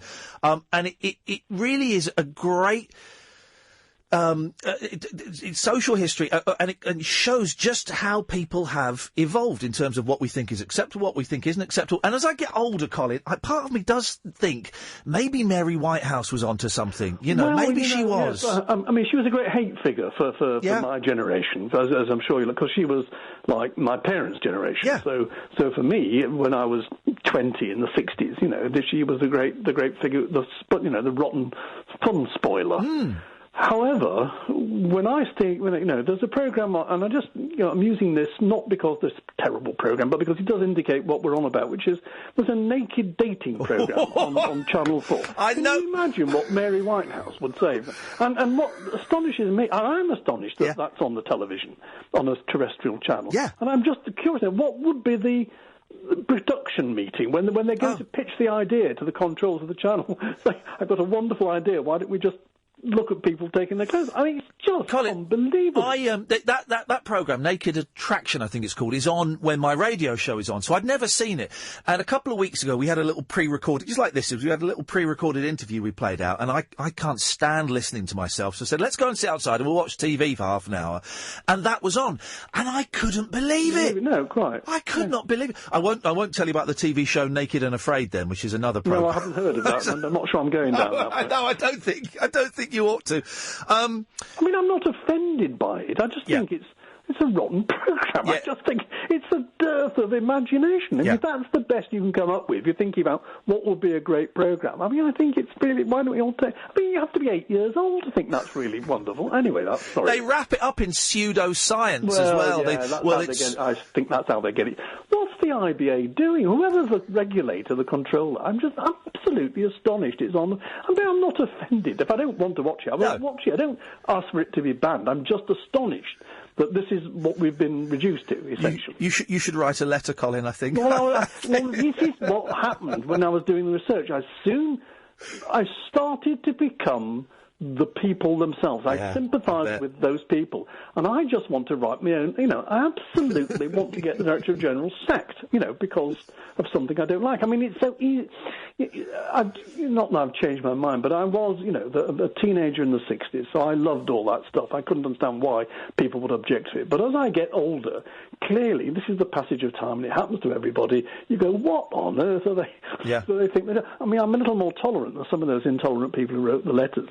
So I'm not writing letters, but I can understand why they did it, and I do sympathise. And as you say, they're always written rather respectfully, which I think is terrific. The book is handily cut up into chapters for different programmes, and boy, oh boy, I'm looking forward to That Was the Week That Was. But also there's a chapter on Grange Hill, and that kind of sticks out a bit like a sore thumb. What were the complaints about Grange Hill? Well, Grange Hill, when it started, was groundbreaking. It was revolutionary. It dealt with things like teenage vandalism, teenage pregnancy. It dealt with menstruation. The number of middle class women who wrote saying, "I do not wish my children to hear this sort of be informed about this." I mean, when it started in about 1979, 1980, the first 4 or 5 years, it was absolutely revolutionary. Nothing like that. You'd never seen a comprehensive school on the screen before. You'd seen lots of Billy Bunter and private schools and Eton and Harrow, but you had never seen an ordinary comprehensive school with ordinary characters reflecting what it was that children experienced on a daily basis, and they loved it for obvious reasons. Yeah. And teachers hated it because they thought it just encouraged them. There's one series of letters of a headmaster writing in saying, we had the first malicious fire alarm yesterday, and that was because they had all watched the programme the previous night, which had a malicious fire alarm. And I'm sure he was right. Yeah. So that's why teachers didn't like it. They thought it was going to be copycatting and all that. The book is delicious, Colin. It's such a joy. If Christmas is coming up, I genuinely think it makes the ideal present. It's called. I'm sure I speak for many others. Unpublished letters to the BBC. A volume 2. Is it too soon to ask for a volume 2, Colin? If the public demand more, there are more. I mean, I know there are more because I've read them all. And in fact, I had to cut out a good 25% of what I'd actually put in because they wanted the book to be the size that it is. Yeah. And I had so yes, I got plenty. There's plenty more where that came from. Colin, we'll get you on again, mate. Honestly, I think the book is great, and I'm really looking forward to finishing it. And I've really enjoyed chatting. We'll have to get you back on at some point. Thank you. That's really kind of you, and I'm sure your listeners would like that. It's the sort of book that you just want to pick up and say, "Oh, absolutely marvellous." I feel exactly the same way. Brilliant. Uncut after-hours conversation for the up-all-night generation. The Late Night Alternative with Iain Lee on Talk Radio. We'll get you talking. We're back, we're live. It's 11:51. I always feel I should tap the mic to indicate we're live. It doesn't actually prove anything whatsoever. The book is a joy. And I see a couple of people on Twitter have ordered. Isn't it funny? You talk about a book and people are buying it as we're talking. It really is brilliant, brilliant, brilliant.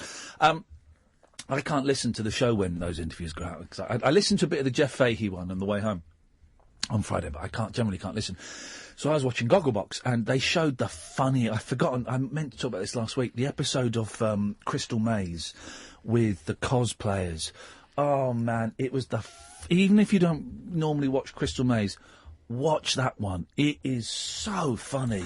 You haven't seen it with the girls yet, have you? No, I haven't. They do like the Crystal Maze, though. They might have seen it. Yeah, the boys are getting into Crystal Maze now. They really enjoy it, actually. Because it's like a video game. Yeah. It's like a real video game. But the cosplayers are such numpties when that guy's swinging about on the planets. And then they started talking on Gogglebox about Ryanair. And I forgot.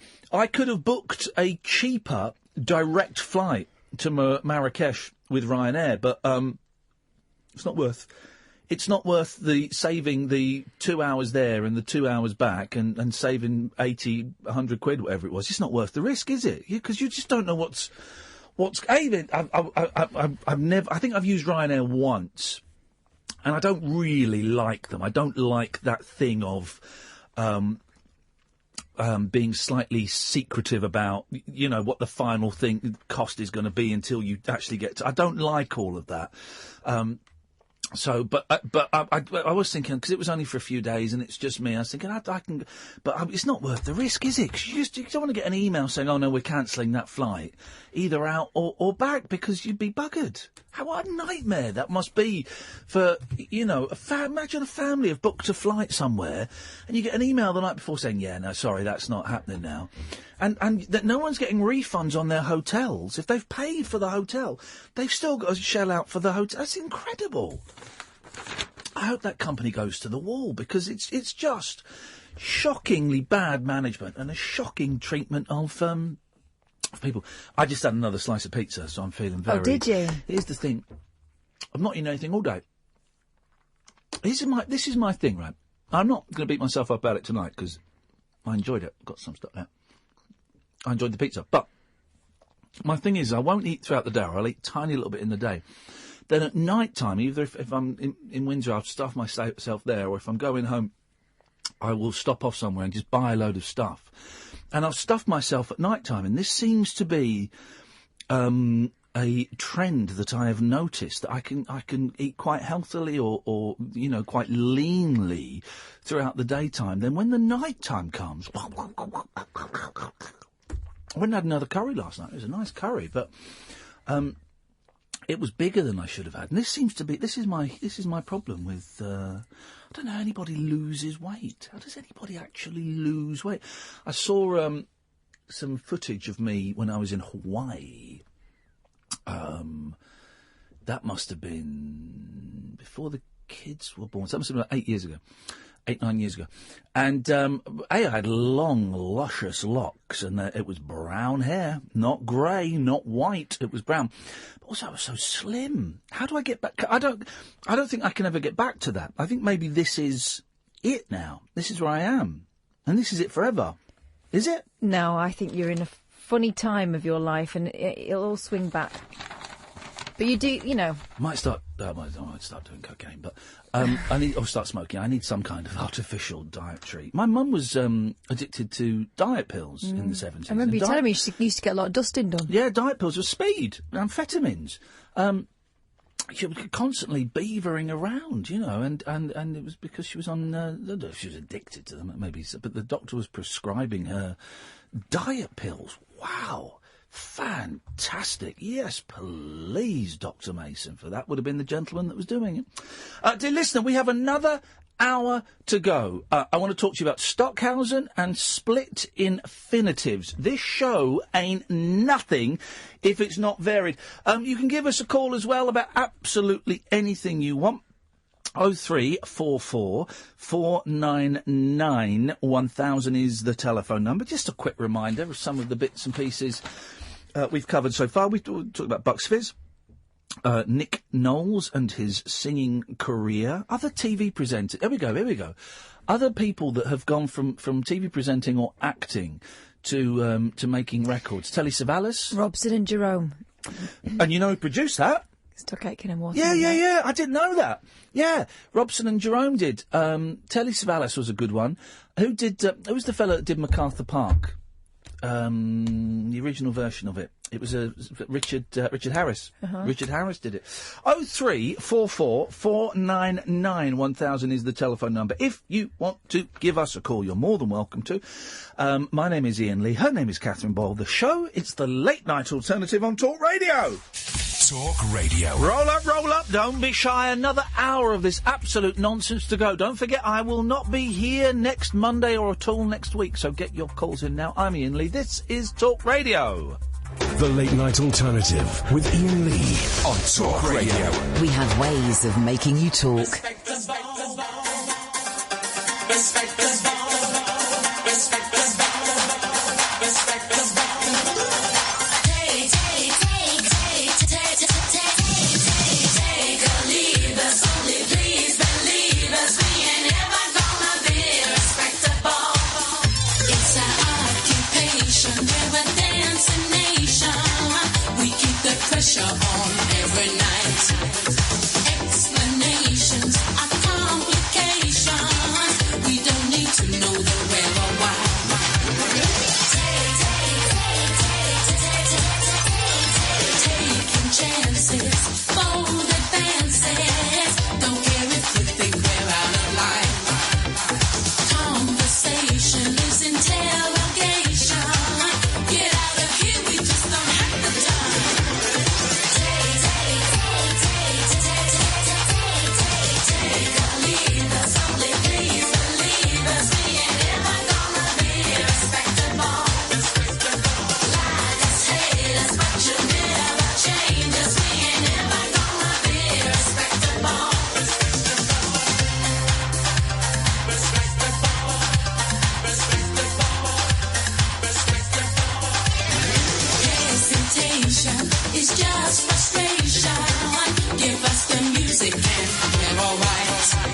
On each occasion, for your information, we can look after ourselves, alright.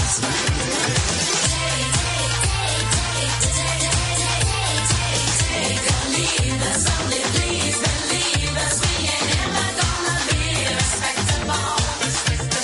Like a sailor, but you never change us. We ain't ever gonna be respectable.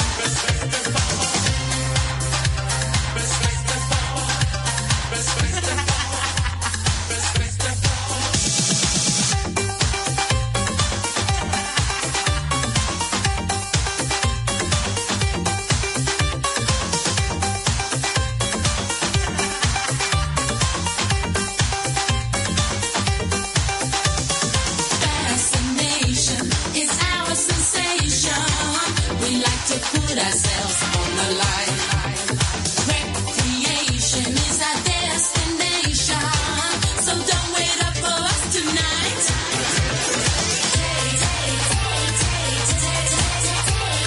Take or leave us, only please believe us. We ain't ever gonna be respectable. Like a sailor, but you never change us. We ain't ever gonna be respectable. Take or leave us, only please believe us. We ain't ever gonna. Yeah, try and get Kim Appleby on. That would be interesting, wouldn't it? Having a chat with her. I had this on tape. Mel was 23 when she died, and it's very, very sad. That's, I liked a bit of Mel and Kim. How could you not like a bit of Mel and Kim? Bit of fun. A little bit of fun. That's all it was. Wonderful. Very sad. Yeah, let's see if we can get Kim on. It'd be nice to have a chat with her and let her know that people still love her. Good evening, dear listener. Last 55 minutes of the show. 0344 499 1000 is the telephone number if you want to give us a call. Catherine, what's a split infinitive? Okay, so if you... Right. Okay. I'm going to pick up the kids. Yes? If you say I'm going to pick the kids up, you've split the infinitive. But what does... Okay, well, I don't even know what you did there. They were talking about it on Radio 4, and I was there, sat there listening to it and thinking, I don't know what they're talking about. So you pick up the kids. Yes? If you pick the kids up, you've split pick and up. They should go together. What do you mean? Pick up the kids should go together. How is to boldly go where no man has gone before? How is that a split infinitive? To go boldly, isn't it?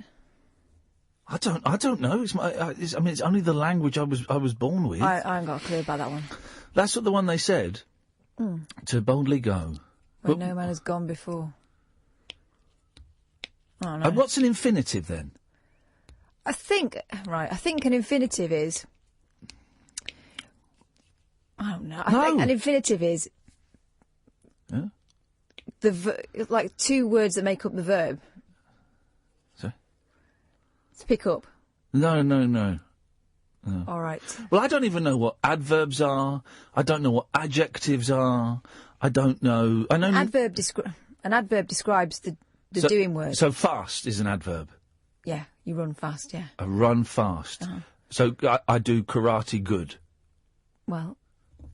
Yeah. Is okay. karate a verb even? Is karate a doing word? No, because it's not like karate, is it?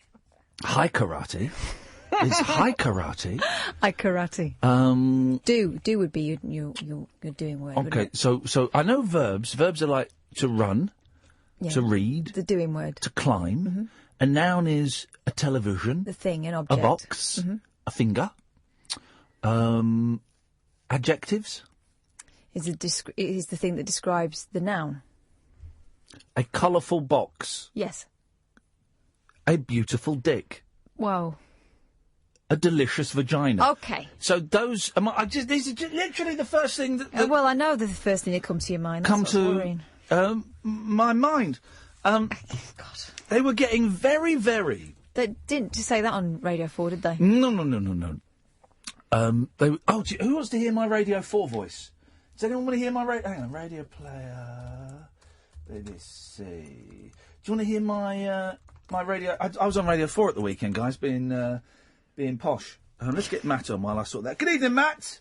Good evening, how are you? I'm confused, but I'm okay. What you got for us, boss? Well, I was just calling in. I was listening to you and Kath arguing about what a split infinitive is. Yes.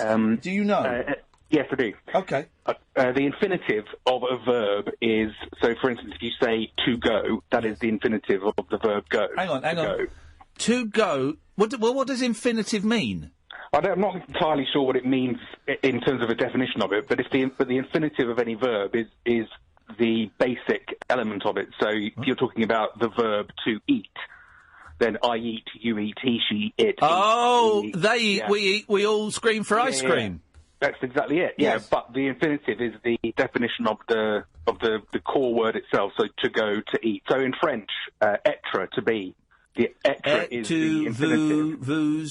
Tu but in French, you see, it's an irregular verb, so it's je suis, tu es, nous sommes, vous êtes, ils sont. Yes. But the infinitive is être, to be. Yes. So if you split the two and then the core function of that verb by putting an adjective or an adverb in between it, hang on, to boldly go, you've split the infinitive.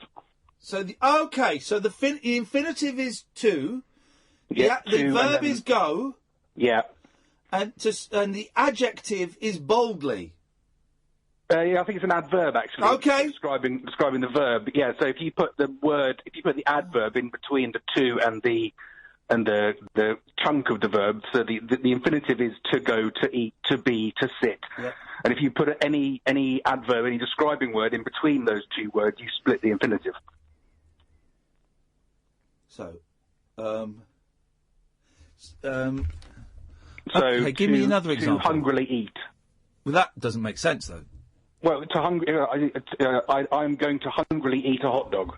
That doesn't make sense, though. No one would say that. Well, they might do if they're a bit weird. Weirdos. All right, well, okay, fair play. Weirdos would say. So without splitting the Okay, infinitive, it would be to eat hungrily. But hungrily isn't. But no one says they're going to eat something hungrily. No one This says is that. a terrible example. Right, to eat greedily. Noisily. Noisily, yeah. To eat noisily. To Kath noisily eat. Noisily ate. No, that's not splitting the infinitive because you're not using the infinitive of the verb. Kath tends to eat noisily. No, but Kath. If I say Kath noisily eats, then Kath is like saying she. So that is an infinitive. What? If I No, say it's not. she, It's if I say, hang on a second, guys, listen. If I say she noisily eats, have I split the infinitive? Well, I don't. Oh, I don't know. I mean, the infinitive is normally the form of the verb which is prefaced with the word to.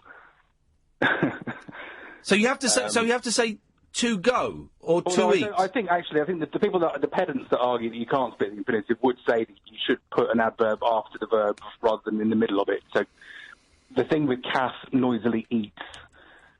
Kath eats noisily would be.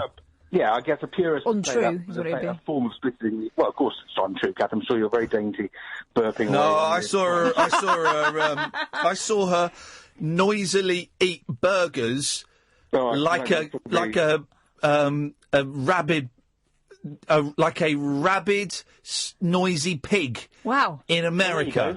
I mean, there's the answer to how do you lose weight. Every time you feel peckish, just get Kath on the video phone and get her to eat a burger. The video phone? Is this guy calling from the 80s? He's from space. Oh, I don't know what it's called. Do I? Space app time. Thank you, Matt. Yeah, bye-bye. Matt's got a monk on. Oh, no, good for him. But you did, when we were in America, you hoovered up those burgers I was the only one. like a Vax would hoover up David Badcock's Wow, John Thomas. no. Nothing's that hungry. Do you want to hear my Radio 4 voice? Listen to this. 6. Or you can go to the website bbc.co.uk /action. Get to this guy. Every week on the programme, we'd like to hear your news. There you go. IPM at bbc.co.uk is where to send a I like single it, sentence Never met about what's happening in your life.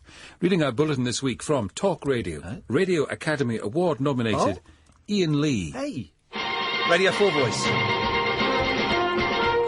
Maybe I should put more emotion in. I had a brain scan and had to wait 24 agonising days until I got the all clear by post. During the weekend's 77th Battle of Britain anniversary walk, I trod in the footsteps of my father, who repaired Spitfires damaged in aerial combat. It was very evocative seeing the wartime turrets and trenches, now home to wildlife. There we go. Doing that voice for. Despite teachers and tutors assuring her that she was not good enough, my dyslexic daughter has graduated with a BSc in computer science. Onward and upward. I have acquired a dog for the first time in my life, so now one jacket pocket is full of dog treats, the other has spare poo bags, and the car has developed a distinct doggy smell. Today, my lovely son became my beautiful daughter. I now have to decide how I'm going to cope with this change after having 2 sons for the last 20 years. Well, I'm good at this. I can do the news. I retired early because I was fed up with a so-called colleague undermining me at work and making my life difficult. She gave me a coffee mug of hers to mend, because I'm good at that sort of thing, and I threw it in a local lake. That's good. Local lake. I like that. This week, I remembered Helen Corfray, who died in the 1985 earthquake in Mexico, aged 21. Didn't laugh after that one. I am in my second ever week of teaching, and a boy has done a searingly accurate impression of me to the rest of the class. On Sunday, my 4-year-old grandson had the operation on his leg that he's been waiting for over a year. He is fine and is very proud of his little gold Zimmer frame. This week, my GP said he wanted to remove a small growth from my face in his minor ops clinic, but I shouldn't worry because he used to be a surgeon. After 16 years of fidelity to my partner, I propositioned a single friend. He turned me down. Naughty, naughty. Hang on, don't wait, it's a little bit freestyling now. Radio Academy Award nominated Iain Lee reading sentences of news sent to ipm@bbc.co.uk. Iain, do you have a sentence of news that you're going to share with us? I certainly do, and it's groundbreaking. This week, I saw my 7-year-old son play football at school for the first time. He was as bad as me. How bad were you? Oh, God, I was absolutely terrible. I was terrified of the ball. I was all legs and arms, just like he is, but he enjoyed every second of it, and I was very, very proud watching him. Iain Lee. Next week... There we go, you see, ladies and gentlemen. That's my Radio 4 voice. 03444991000. James, stay there. Come to you after this. Experience the unconventional, Evening, boss. the unpredictable, and the completely unorthodox. Exactly. With rule-free Iain Lee. The Late Night Alternative with Iain Lee. I've got no internet for the last 4 days. On Talk Radio. 03444991000. Good evening, James. Hi, Iain. How are you? Oh, I've got a bit of a headache and I feel a bit bloated, and I am suffering stress unlike any I have ever suffered before, and this Sunday I thought briefly about killing myself. It was only brief and it wasn't a realistic thing, but that's where my head went. Oh no. But I'm sort of okay today. You did ask. Okay, split infinitive. Yes, sir! And now I feel a whole lot better. Thank you, James. Yes, split infinitives. No, I think it's been it's been largely discredited that it's a bad thing to do. Like you know how in English when you used to make a list and it used to be comma comma, then there was the and you shouldn't have a comma before the and. Hang on, but Tom O'Connor? No, the comma before the and. The Oxford comma. I thought you said Tom O'Connor. No, not Tom O'Connor. Who's on this list? Okay, say you're going shopping. He said Tom O'Connor. He said Tom O'Connor, and then he talked about the comma. What?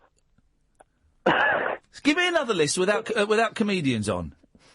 Okay. Okay, so you've got Des O'Connor. Oh Jesus. You got Hazel. You got yeah. And then Tom O'Connor. So before the and. Yes.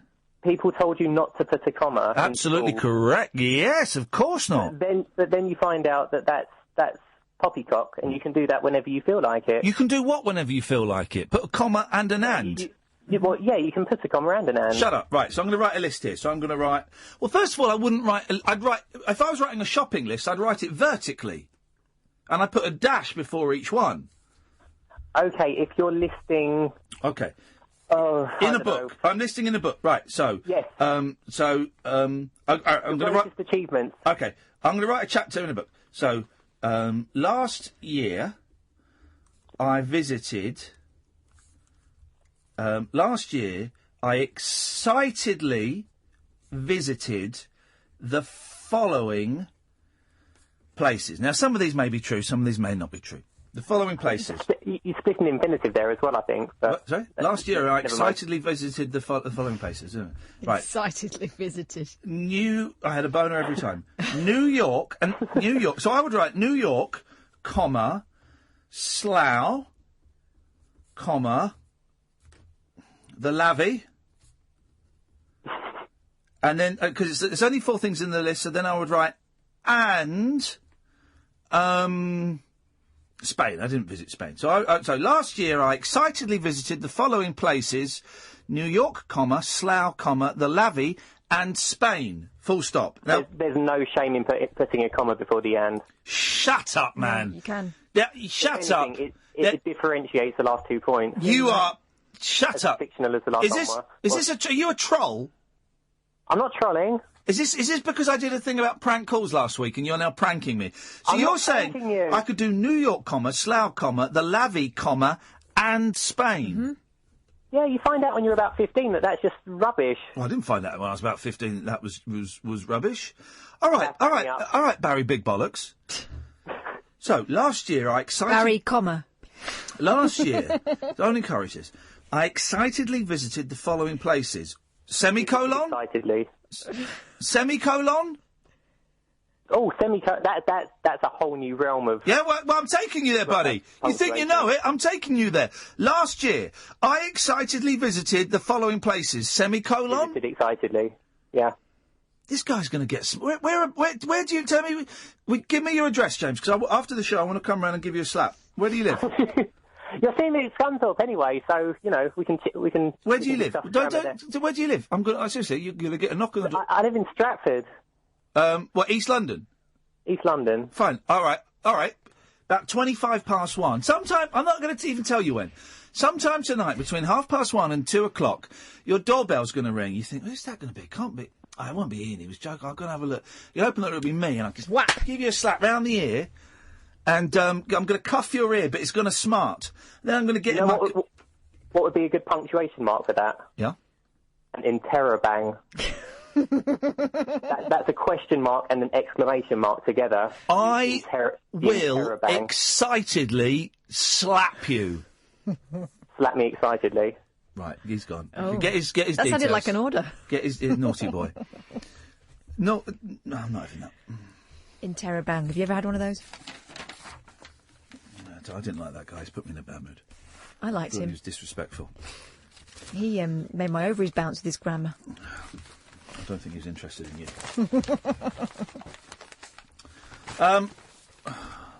It's in the sun. He's ruined the vibe tonight, that guy. Oh, really? Yeah. I don't on. I don't want him back. Come on. Seriously, trace that call. Well. Trace that call, Sam. He's gonna regret making that call. This will cheer everyone up, though.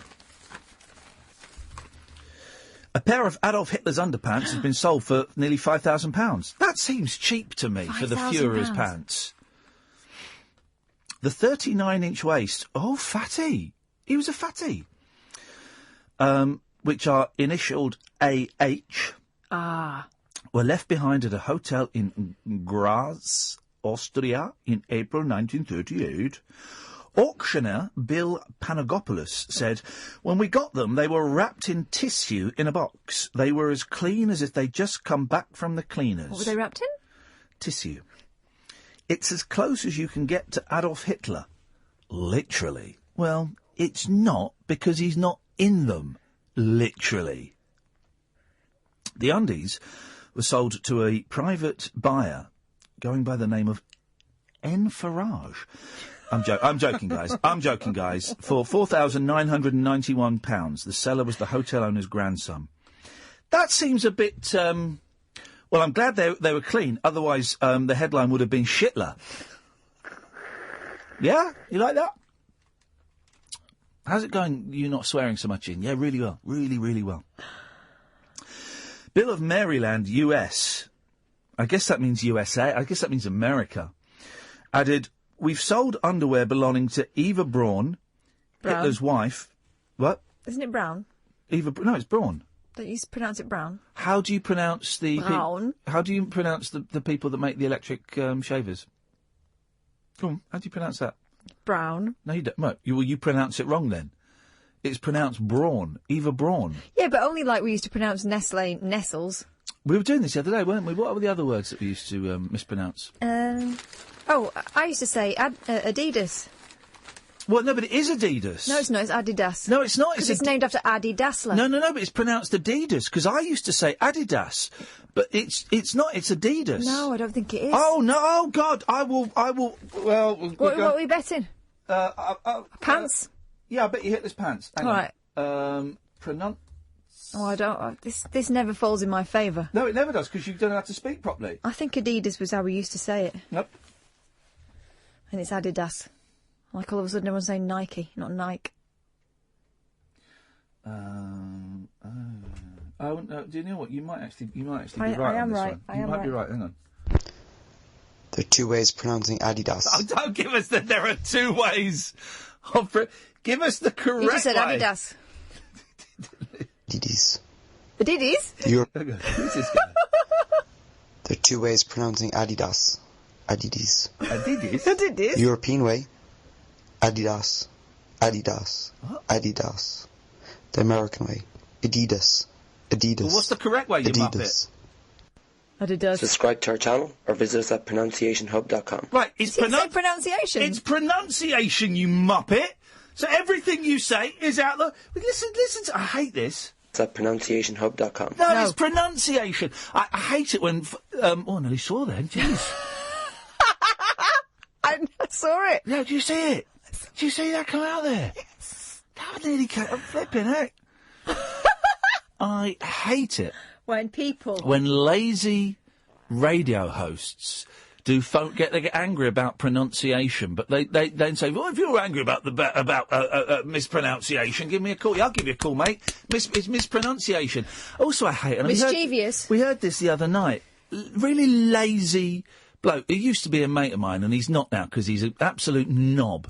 But doing a really lazy phone-in, deliberately getting things wrong so that people phone up to correct him. Jeez, that is the laziest thing to do a phone-in when you deliberately... What was the name of the guy who did that song Rock Around the Clock? Buddy Holly. So Buddy Holly does Rock Around the Clock, okay?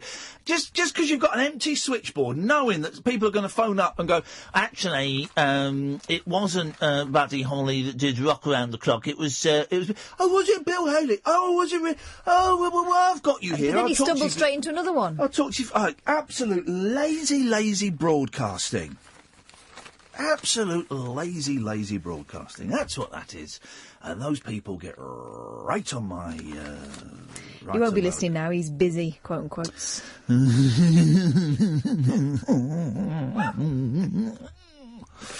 Wow, what was that? Coming up after this break, we're going to play you some more Stock Aitken and Waterman. Unmissable late night radio with the original king of unconventional conversation. Make contact with Iain Lee. The late night alternative with Iain Lee on Talk Radio. Bad news, guys. My iPhone lead is on its way out. It only works when it's inserted in one way, and then you've got to kind of bend the lead a little bit to the left. Oh, I've ordered a new one, guys. I've ordered a new one, so we're fine. Let's do... Why do they fray?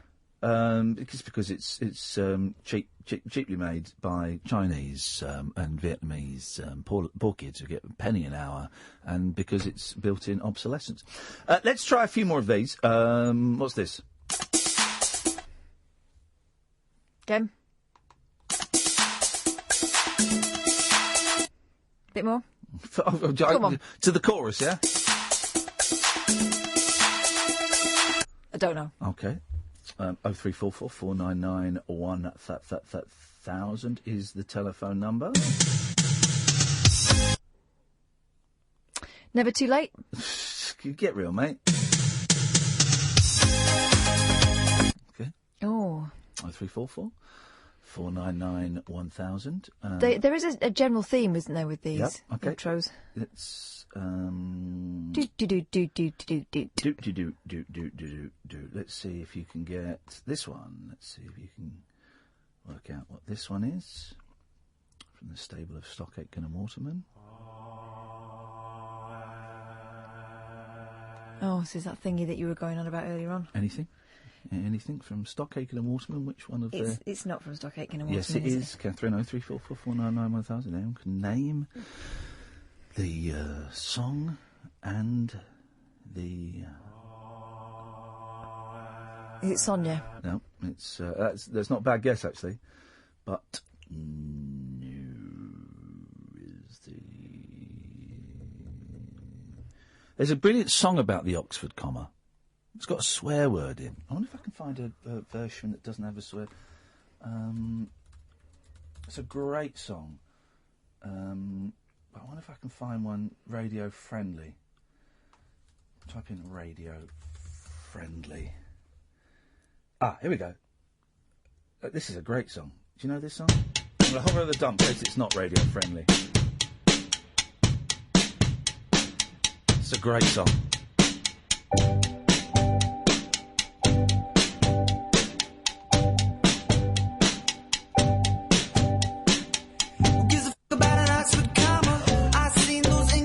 This is a great song. So if there's any other way to spell the word, it's fine with me. Why would you speak to me that way? Especially when I always said that I haven't got the words for you. All your diction dripping with disdain through the pain. I always tell the truth. Who gives a fuck about an Oxford comma? It's a great chorus. I did. I met the high slammer. His accent sounded fine to me. Check your handle, it's no trick.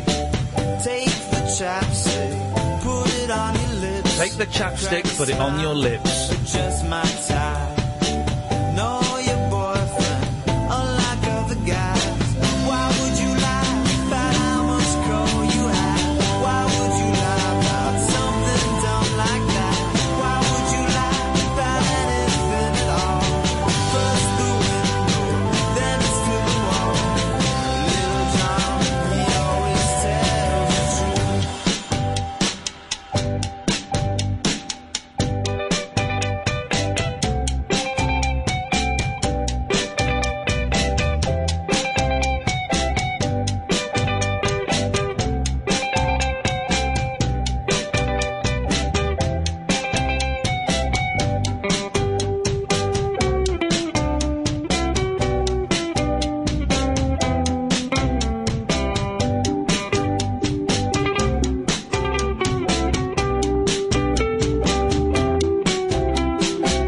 Check your passport, it's no trick. Take the chapstick, put it on your lips. Crack a smile, adjust my tie. Know your butler, unlike other guys. Why would you lie about how much coal you have? Why would you lie about something dumb like that? Why would you lie about anything at all? First the window, then it's to the wall. Why would you take my conversations? Show your paintings at the United Nations. Little John, he always tells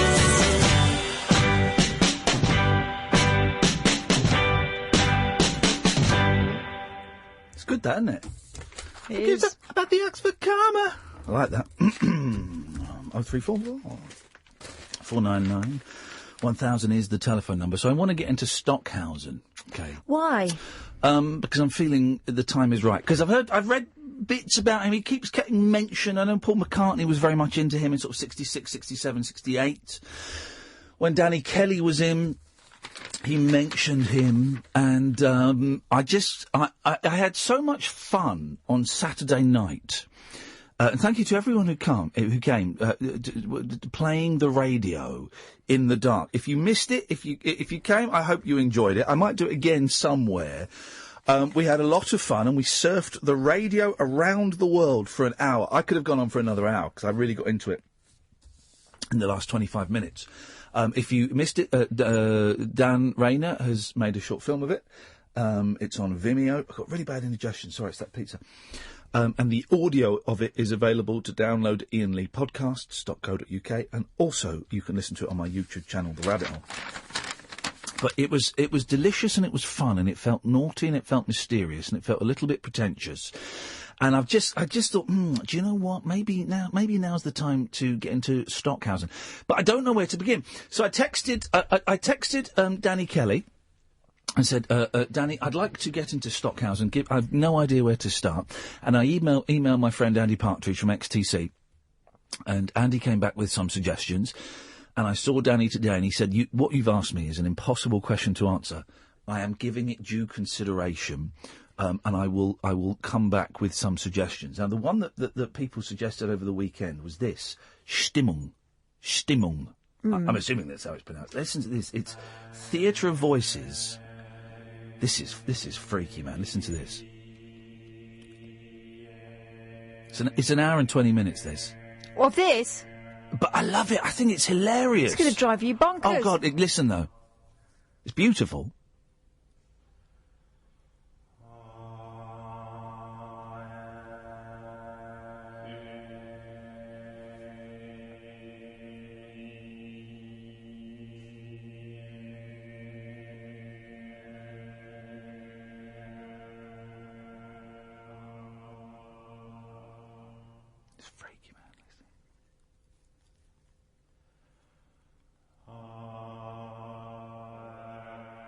So I'm listening to this last night on my own in the dark.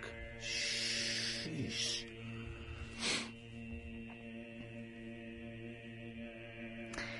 This is the sort of stuff that gets terrorists out of caves. Oh, no, don't. I love this. I think this is hilarious.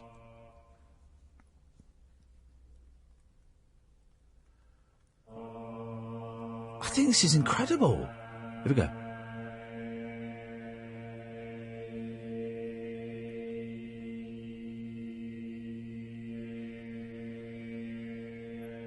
But it's a piece, and he's written it. This is what I find so funny. He's written it. And this is some people performing this thing that he's written.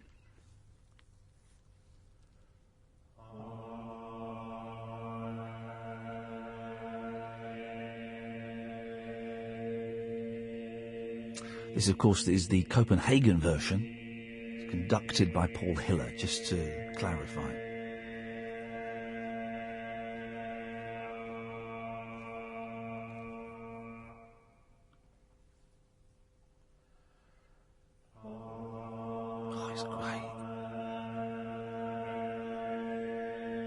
This has got to be, you've got to listen to this in darkness and headphones, and you've got to be taken away by the spirit.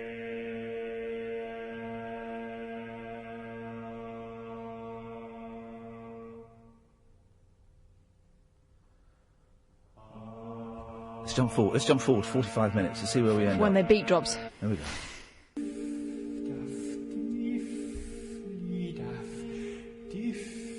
Did earlier on. This is like Bits of Smile by the Beach Boys.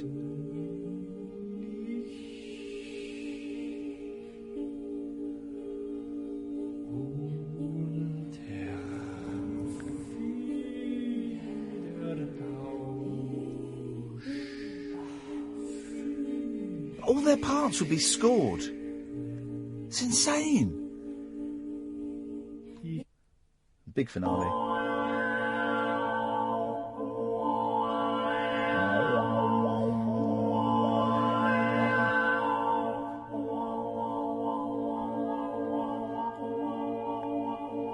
I just think that is. I think that's absolutely. I think that's incredible. I'm trying to find. There's a Beach Boys thing. where it all sounds like that, and I can't think what it's called, otherwise I would play it, and it just sounds exactly like that. 0344 499 1000 is the telephone number if you want to give us a call. We've only got another 15 minutes or so to go. This is the Late Night Alternative. My name is Iain Lee. You're listening to Talk Radio. The Late Night Alternative with Iain Lee. Unfiltered night talk with the original king of unconventional conversation on Talk Radio. We have ways of making you talk. Really have done the spectrum from Bucks Fizz to Stock Aitken and Waterman to Stockhausen, right? Andrew's just texted in saying, have a listen to Stockhausen's Symphony for a Helicopter. And I found it. The Helicopter String Quartet. Listen to this. It's one of Stockhausen's best-known pieces and one of the most complex to perform.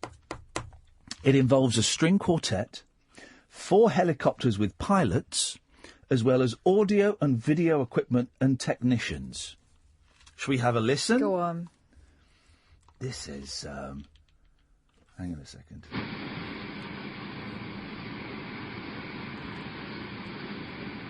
So there are the helicopters.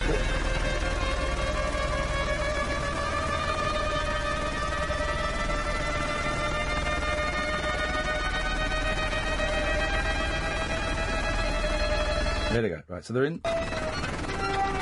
So there's. This is brilliant. So there are 3 violinists and a cellist, each in their own helicopter. Oh, the sheer balls of the guy! The sheer balls of the guy to come up with this.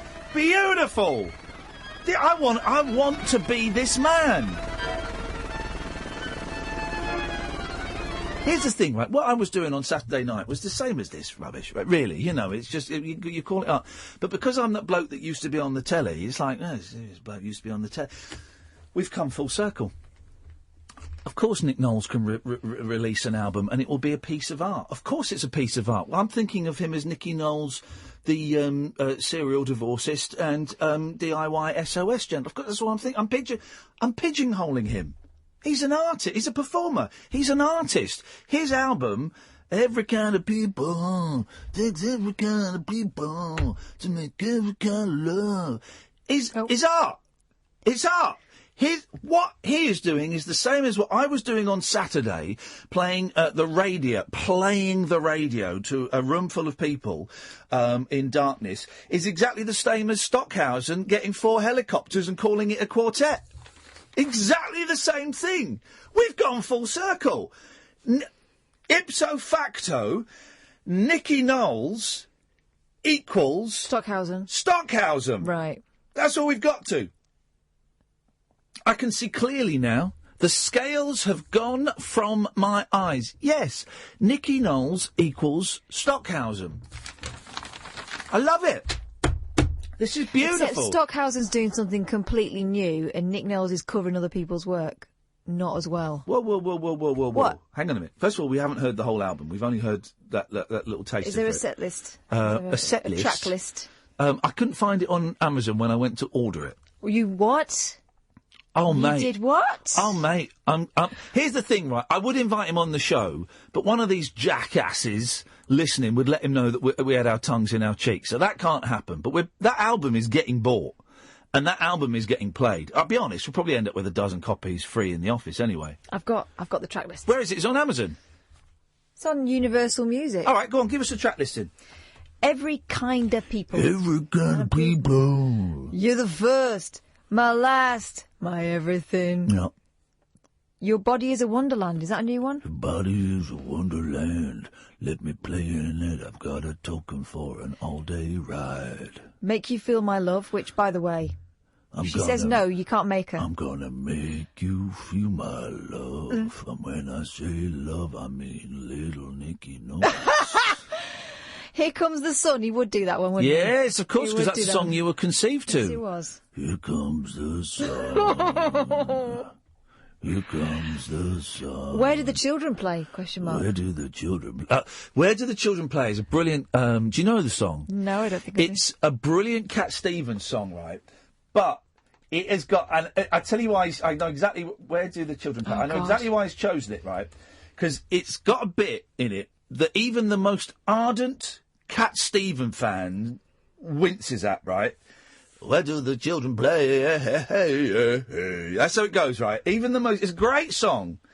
But even the biggest Cat Stevens fan struggles with the bit when his voice goes... You hear it? It's a great song.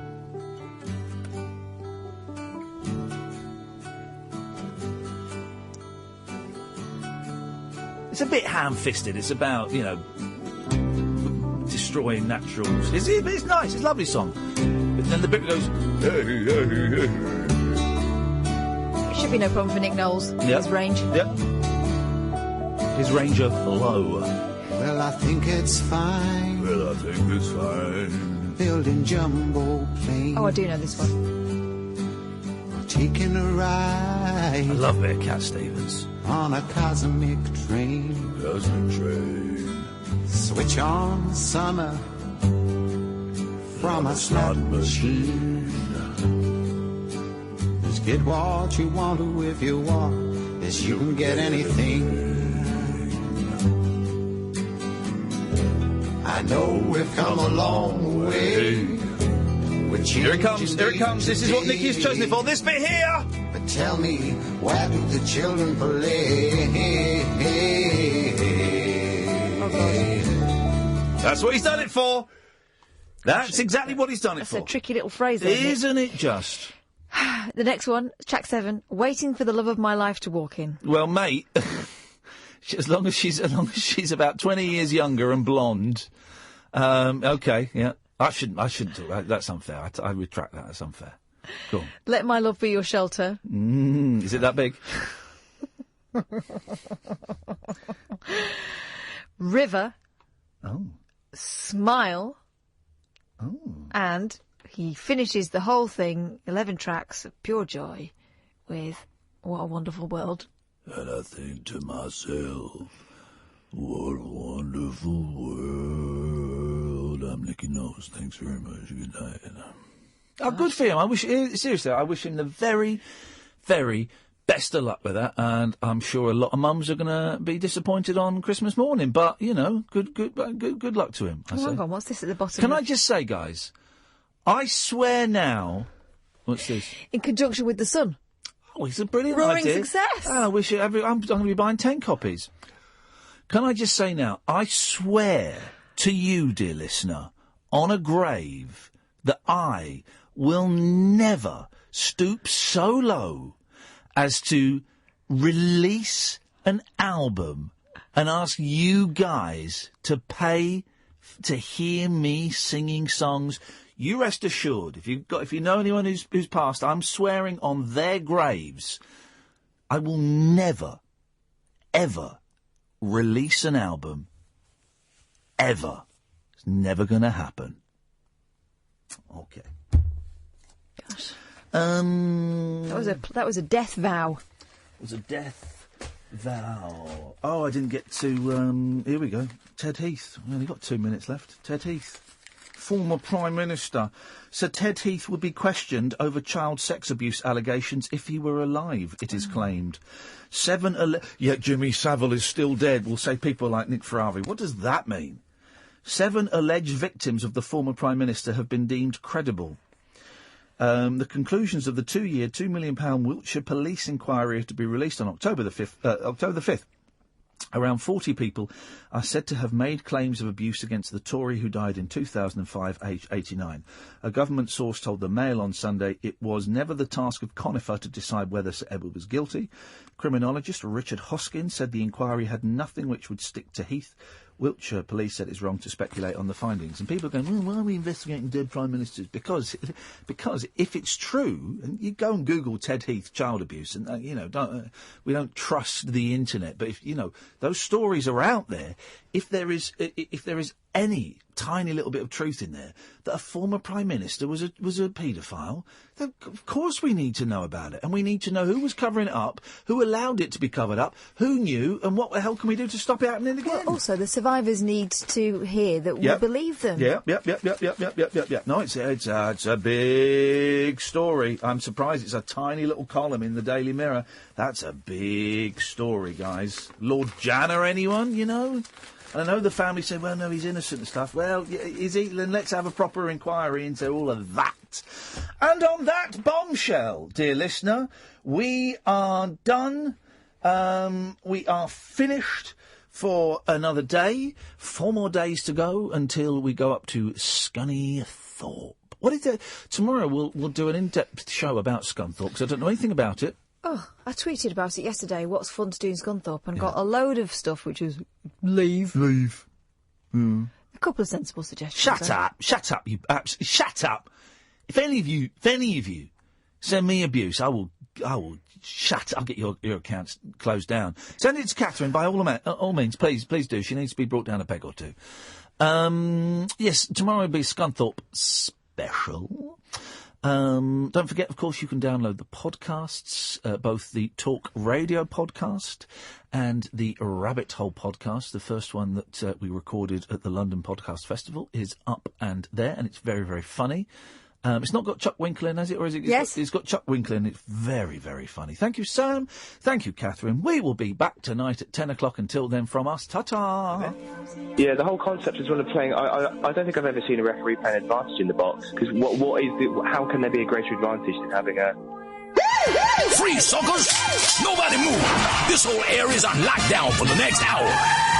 Investigate arresting late-night entertainment and criminally good conversation with duty sergeant of the night shift, Iain Lee. This is a hashtag radio knocking on Talk Radio.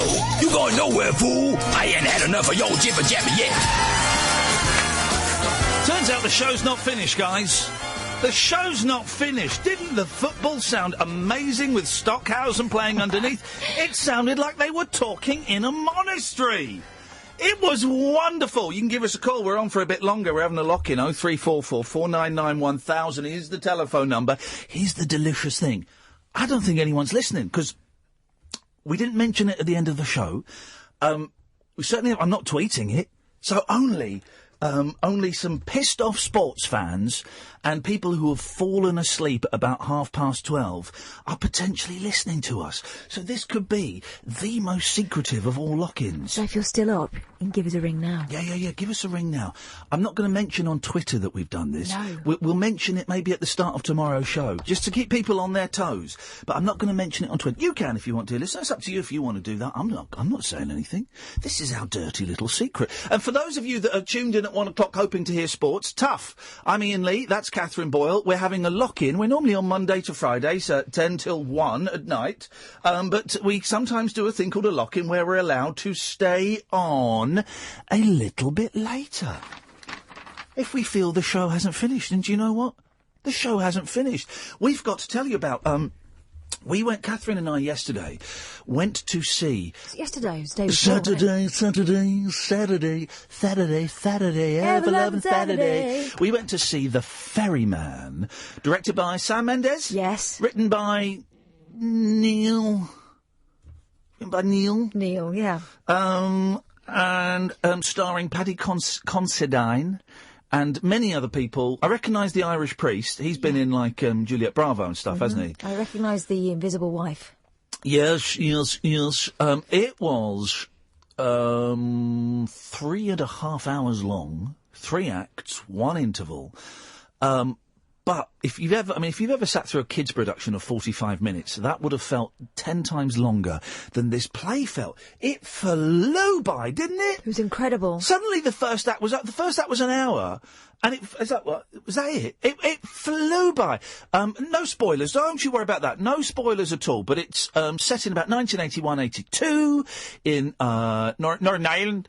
And it's about the rural area. It's about the Troubles. It's, I think you know what I mean when I say the Troubles. I mean the IRA Troubles. Those guys.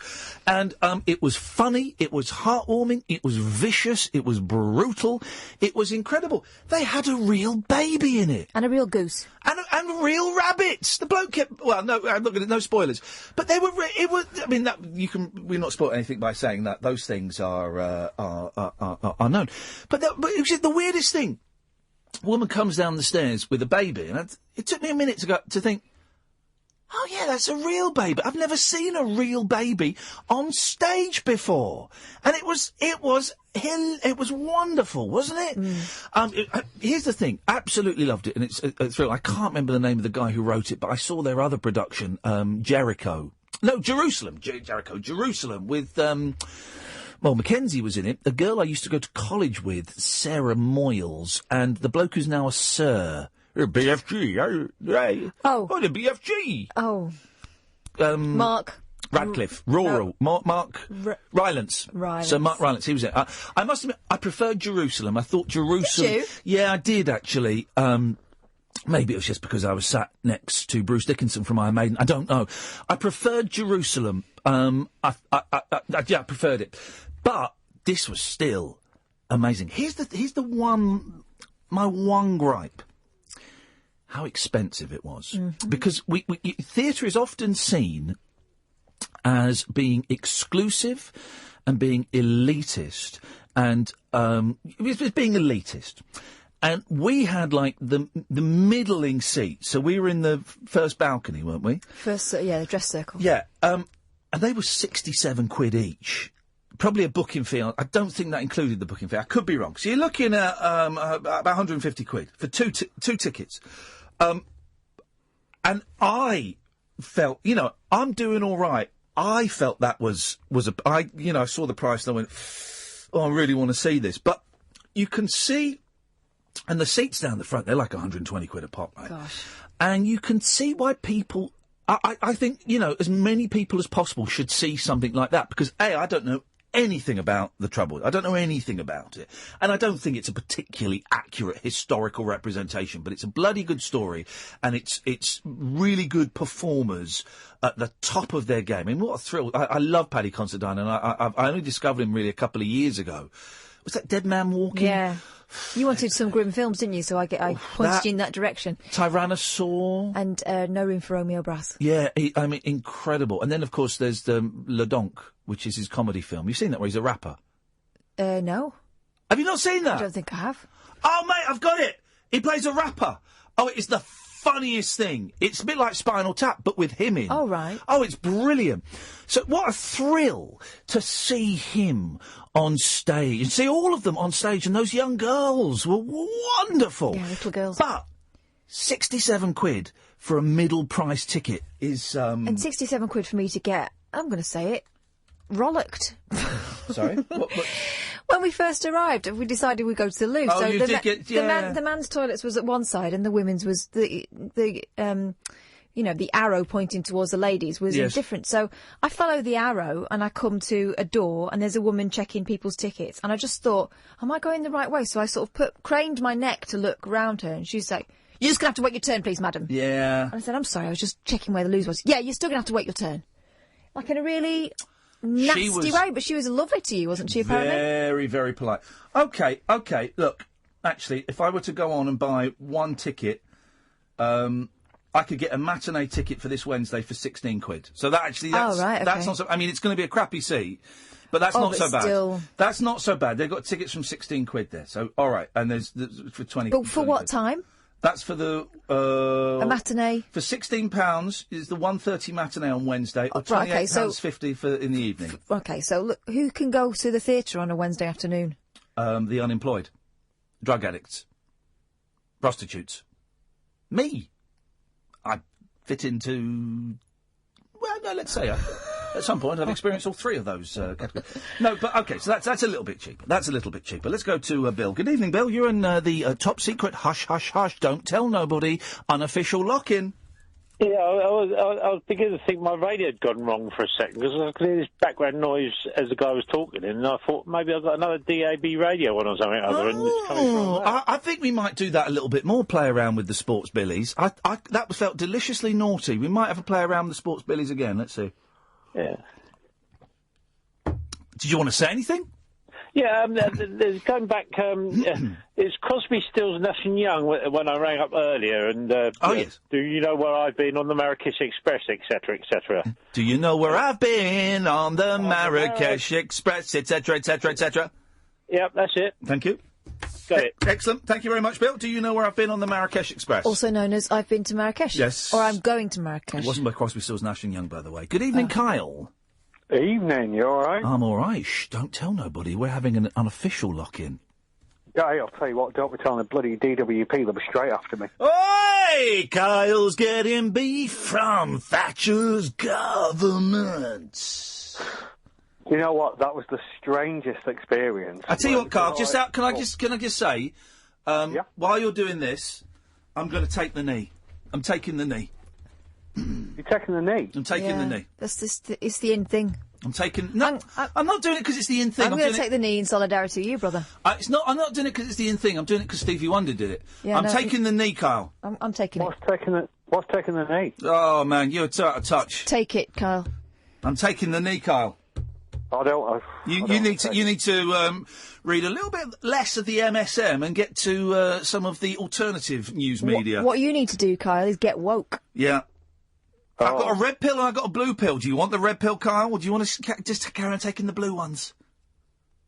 Don't confuse me. It's easily done, unfortunately. Actually, can I get it because it's a bit knobbly? Yeah, it is a bit tricky, actually. Actually, I think a bit more respect to those American footballers that are doing the knee thing. They've got padding, though. That'll be it. Hey, look, someone's left a Sharpie on the floor. I know, there's a big pen here, isn't there? Yeah, well, it's a Sharpie. It's going in. You don't leave a Sharpie lying around on the floor, guys.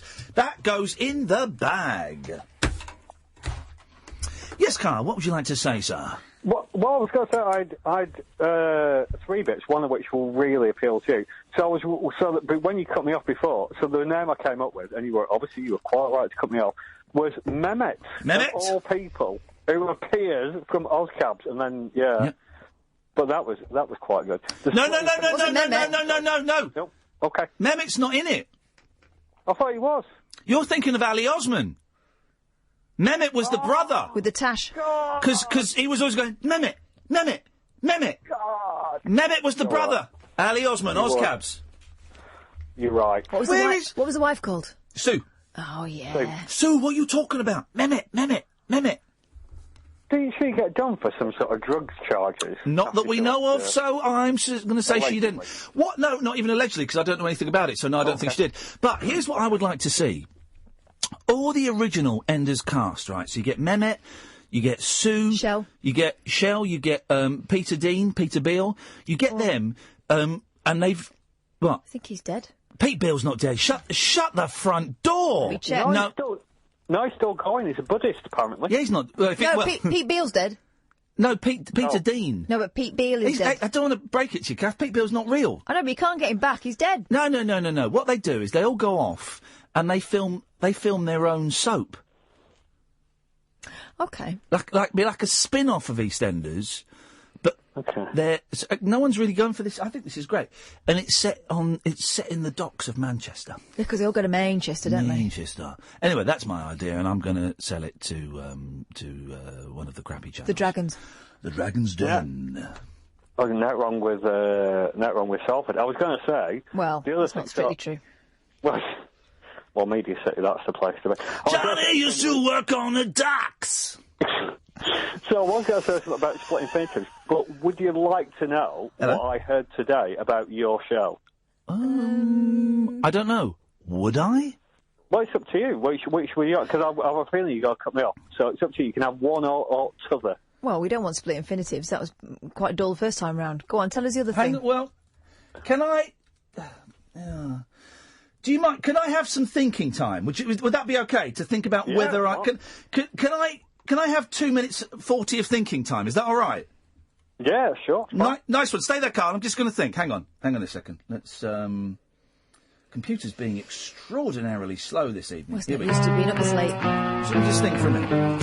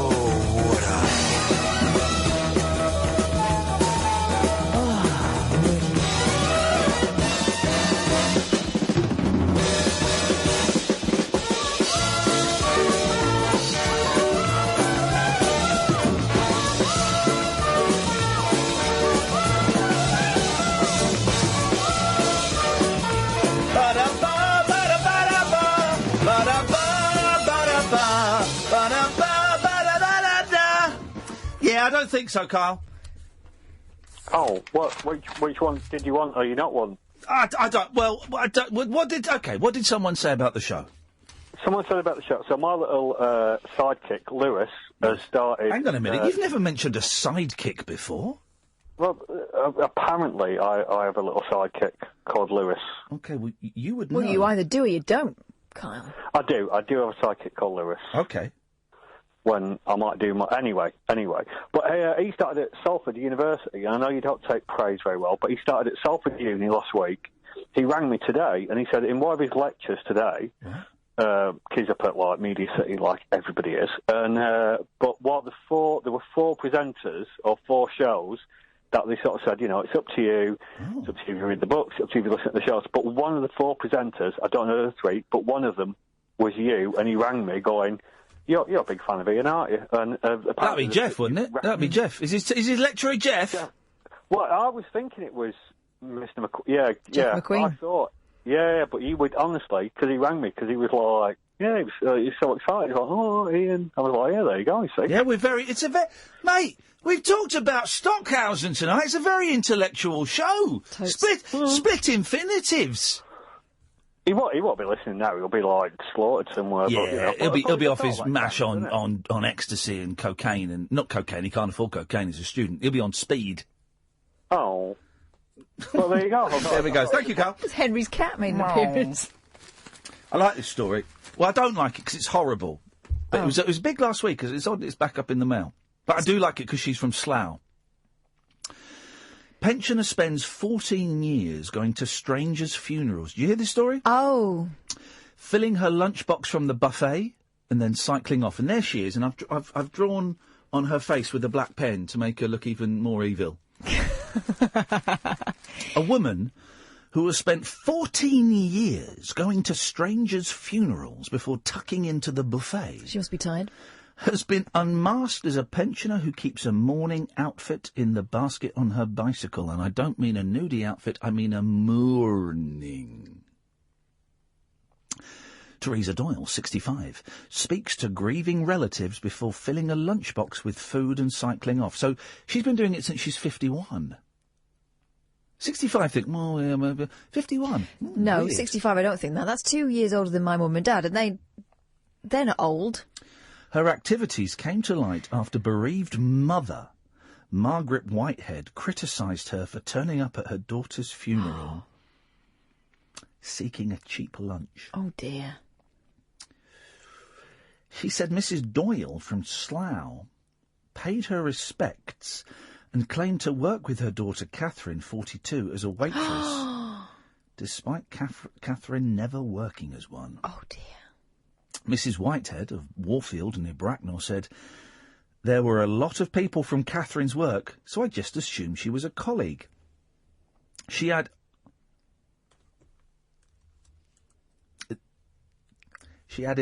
oh, no. She got my son to give her a lift from the church to the wake. Cheeky mare! She was eating from the buffet like there was no tomorrow. I love that. I love that phrase. I don't love that. I'm not laughing. This is a horrific thing. I'm not making light of that. At the end, she took out a Tupperware box, filled it up with food and cycled off. Mrs. Doyle was asked why she attends funerals of people she does not know.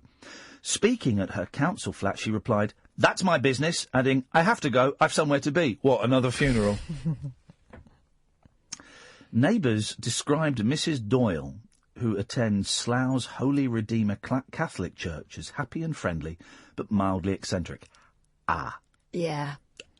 Mm-hmm. One said, she leaves the house in her bright daily clothes, but tucked into the basket on her bike is a black funeral outfit. When she arrives at the funeral...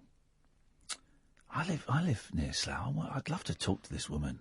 I'd love to talk to her. When she arrives at the funeral, she changes, goes to the wake and helps herself to the food, bring it back and put it in the freezer. Teresa has been doing this for about 14 years now. She gate crashes strangers' funerals and is completely brash about it. She won't be, but see if she's on Facebook, Teresa Doyle. Oh, there'll be loads of Teresa Doyles. It won't be the right one. 65, Slough. Another neighbour said, We had a funeral here for one of the residents, and the wife did not want her at the funeral, so she didn't advertise where the wake was going to be, and the priest didn't announce it. Still, Mrs. Doyle called somebody to give her a lift up there, and as per usual, filled up the boxes and brought them away. She has no shame at all. My grandma, who is 94 now, Yep. crashed her funeral once by accident.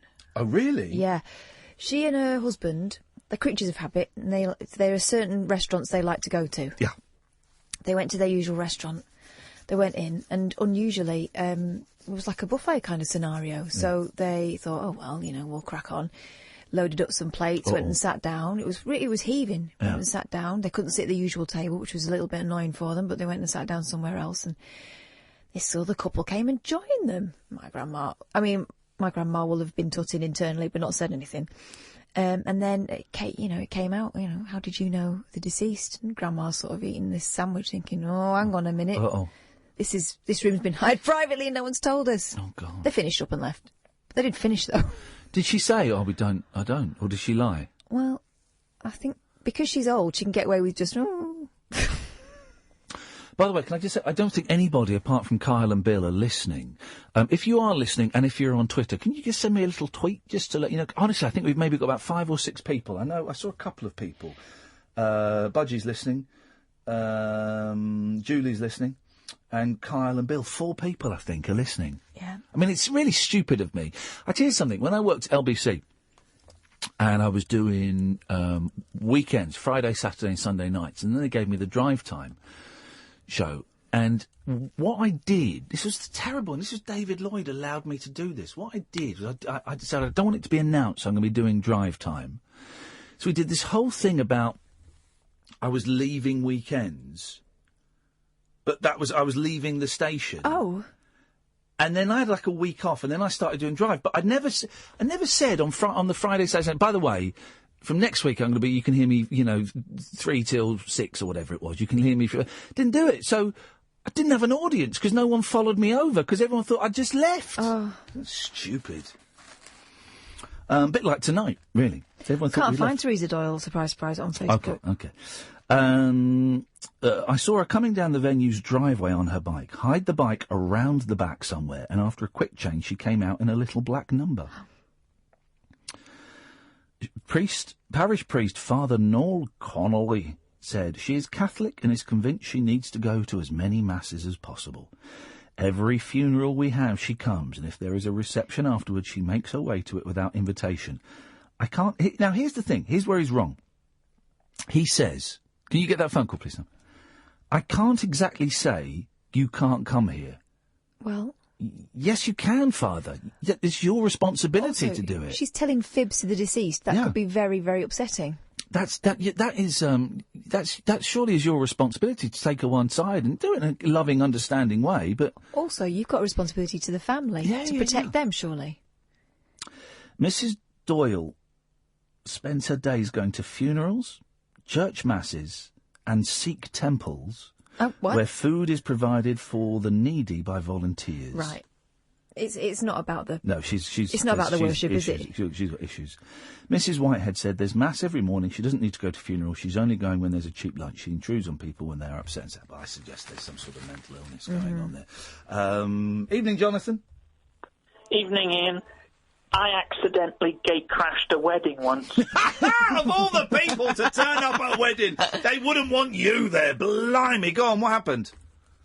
A day or so earlier, this was about 11 years ago, I'd met up with some old people at the local church, and we arranged to meet the following day to, I forget what it was to do now. Yeah. Well, I turned up.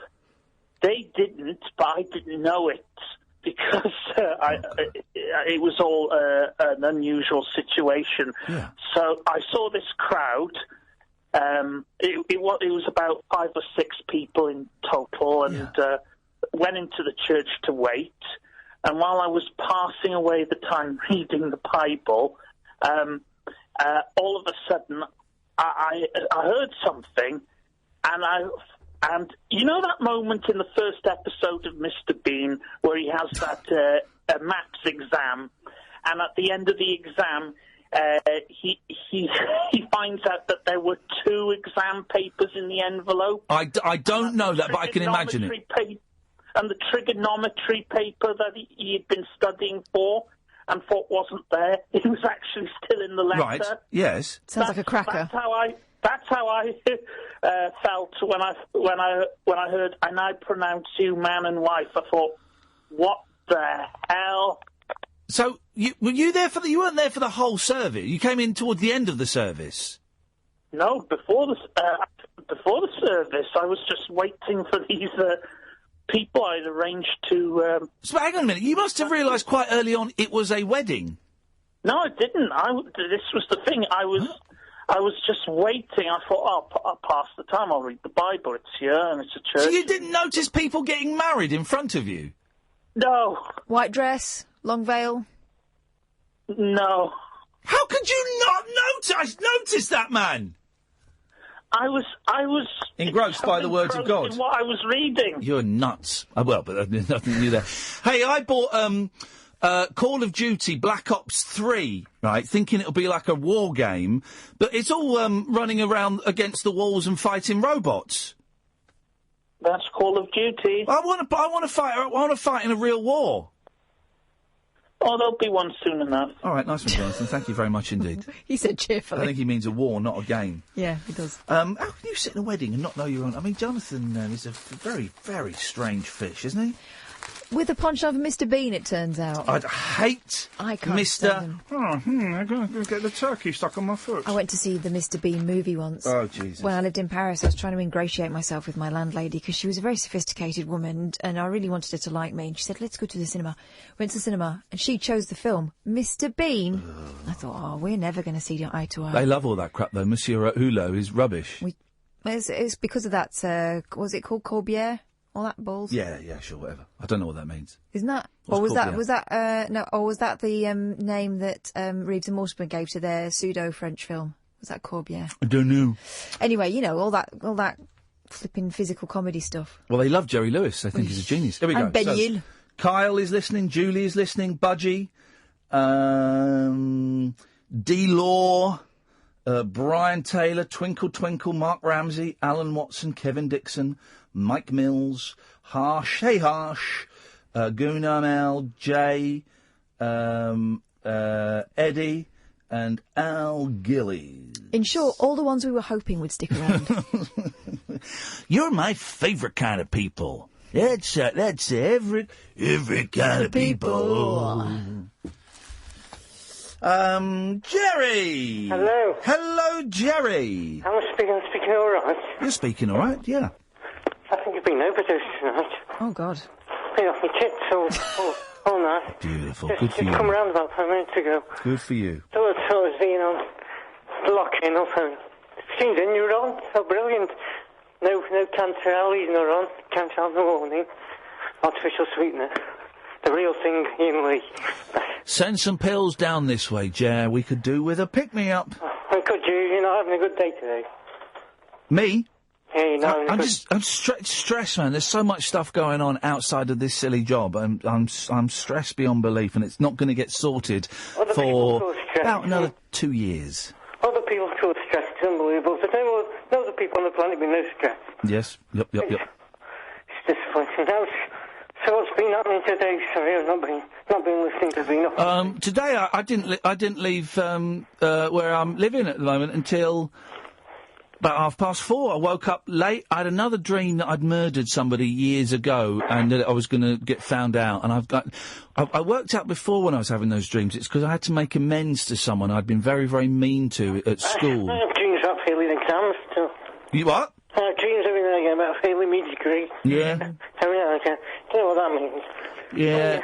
Anxiety. You need to take 3 days off for the boys like you did the other week. You came back really refreshed. You sounded so happy. Not that you sound unhappy, just... No, I'm happy to be at work because this is partly why I'm enjoying the lock-in so much, because I don't have to go back and face my miserable real life. No, so I can carry on talking to you lunatics. Yeah, Jonathan here, him. About cheats or something. Yeah. Oh, Jonathan needs to get laid. God. I need. sorry. And Jerry need. All of my listeners need to get laid. Party. A sex party? Late party. I think we're probably breaking some kind of Ofcom rules by organising a sex party for listeners, I think. Although it will get us great publicity. All consenting. Well, it's all consenting. I was worried that we might get some wrong-uns at the thing I did on Saturday night in the dark, but luckily there was none of that. I was the only wrong in there. I forgot to cover up the Apple logo on the computer, so it was sending out a light. Why didn't you tell me?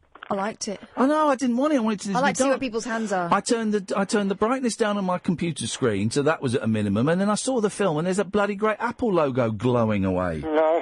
Was it Granny Smith? Yes, mate. No, it wasn't. It was Cox. Cox. Brilliant. Thank you. Thank you, Joe. I'm going to cut you off now, Jerry. Okay, bye-bye. Up your bum. Here we go. Proper intellectual... who else is listening to us? Let's just see. Steve Tamplin, Noir... John Hellier has replied to my misleading. I've said, good night all. He's replied to that. So, I used to play 15-1 with my flatmate, Mackenzie Crook. I remember it as me generally beating him. He may remember it otherwise. So, we're going to do some questions. I've not looked at the answers. Answers are down here. Right. These are proper... You've got to focus now. I am focused. Question one. Who in the 17th century asked Sir Peter Lely to paint his portrait with pimples, warts, and Oliver everything Cromwell. as you see me? You think? Mm-hmm. I know. OK, fine. The name of which town in Mali has come to stand for any distant or outlandish place? Timbuktu. Yes.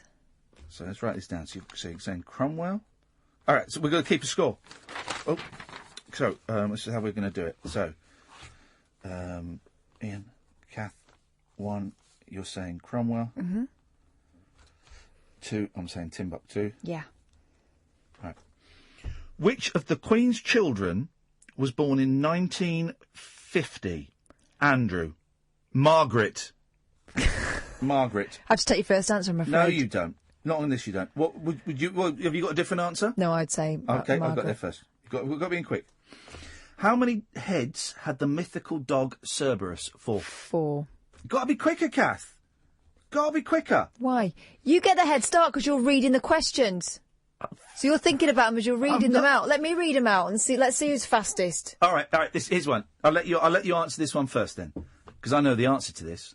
From where did the first British TV broadcast start transmission in London in 1936? I've been there. Okay. Brush House. Brush House, you're saying? Bush House. Bush House, you're saying, yeah? I'm going to say Alexandra Palace. Oh, yeah, whatevs. Because I've been there. Because you bum the BBC. No, I don't bum the BBC. Bumming's what got me the sack from the BBC. Question 6. Which of the 5 inhabited continents has the largest population? That is a good one.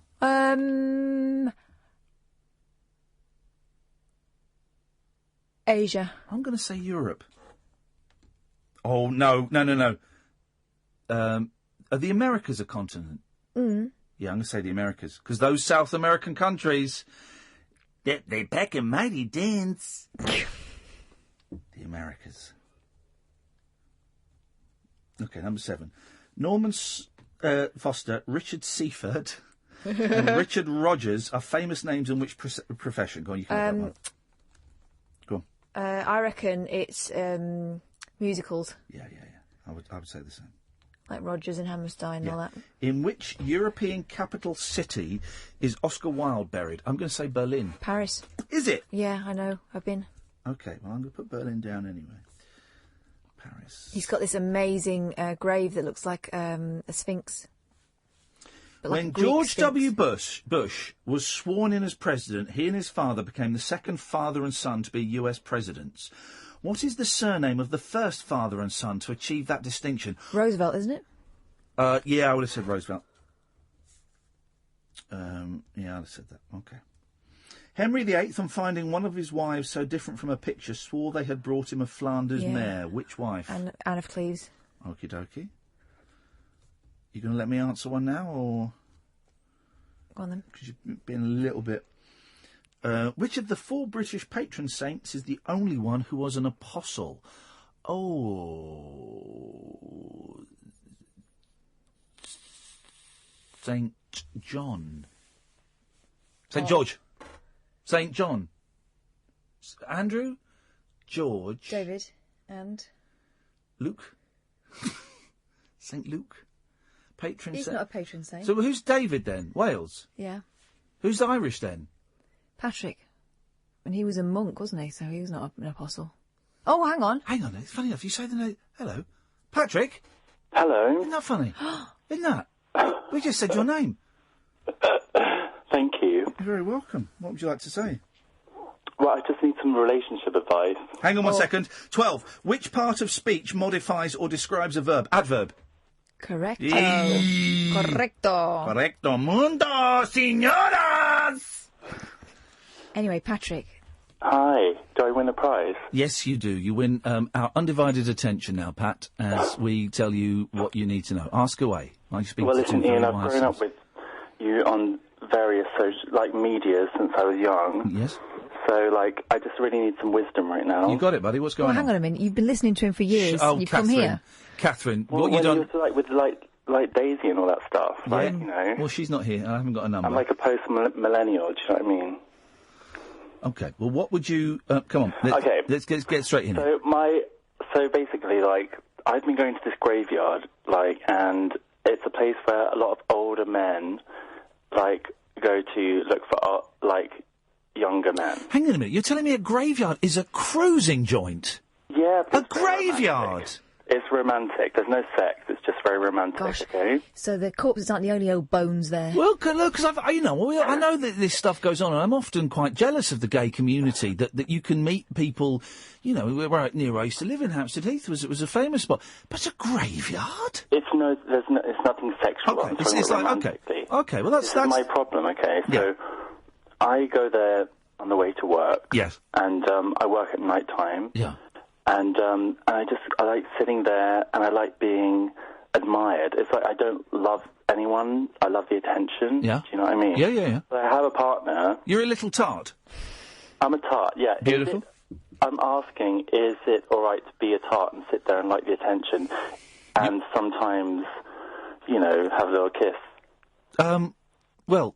If you have a partner at home. Well, do you know the answer to that, Patrick? I think it's fine. What? No, you don't think it's not how your mum brought you up, is it?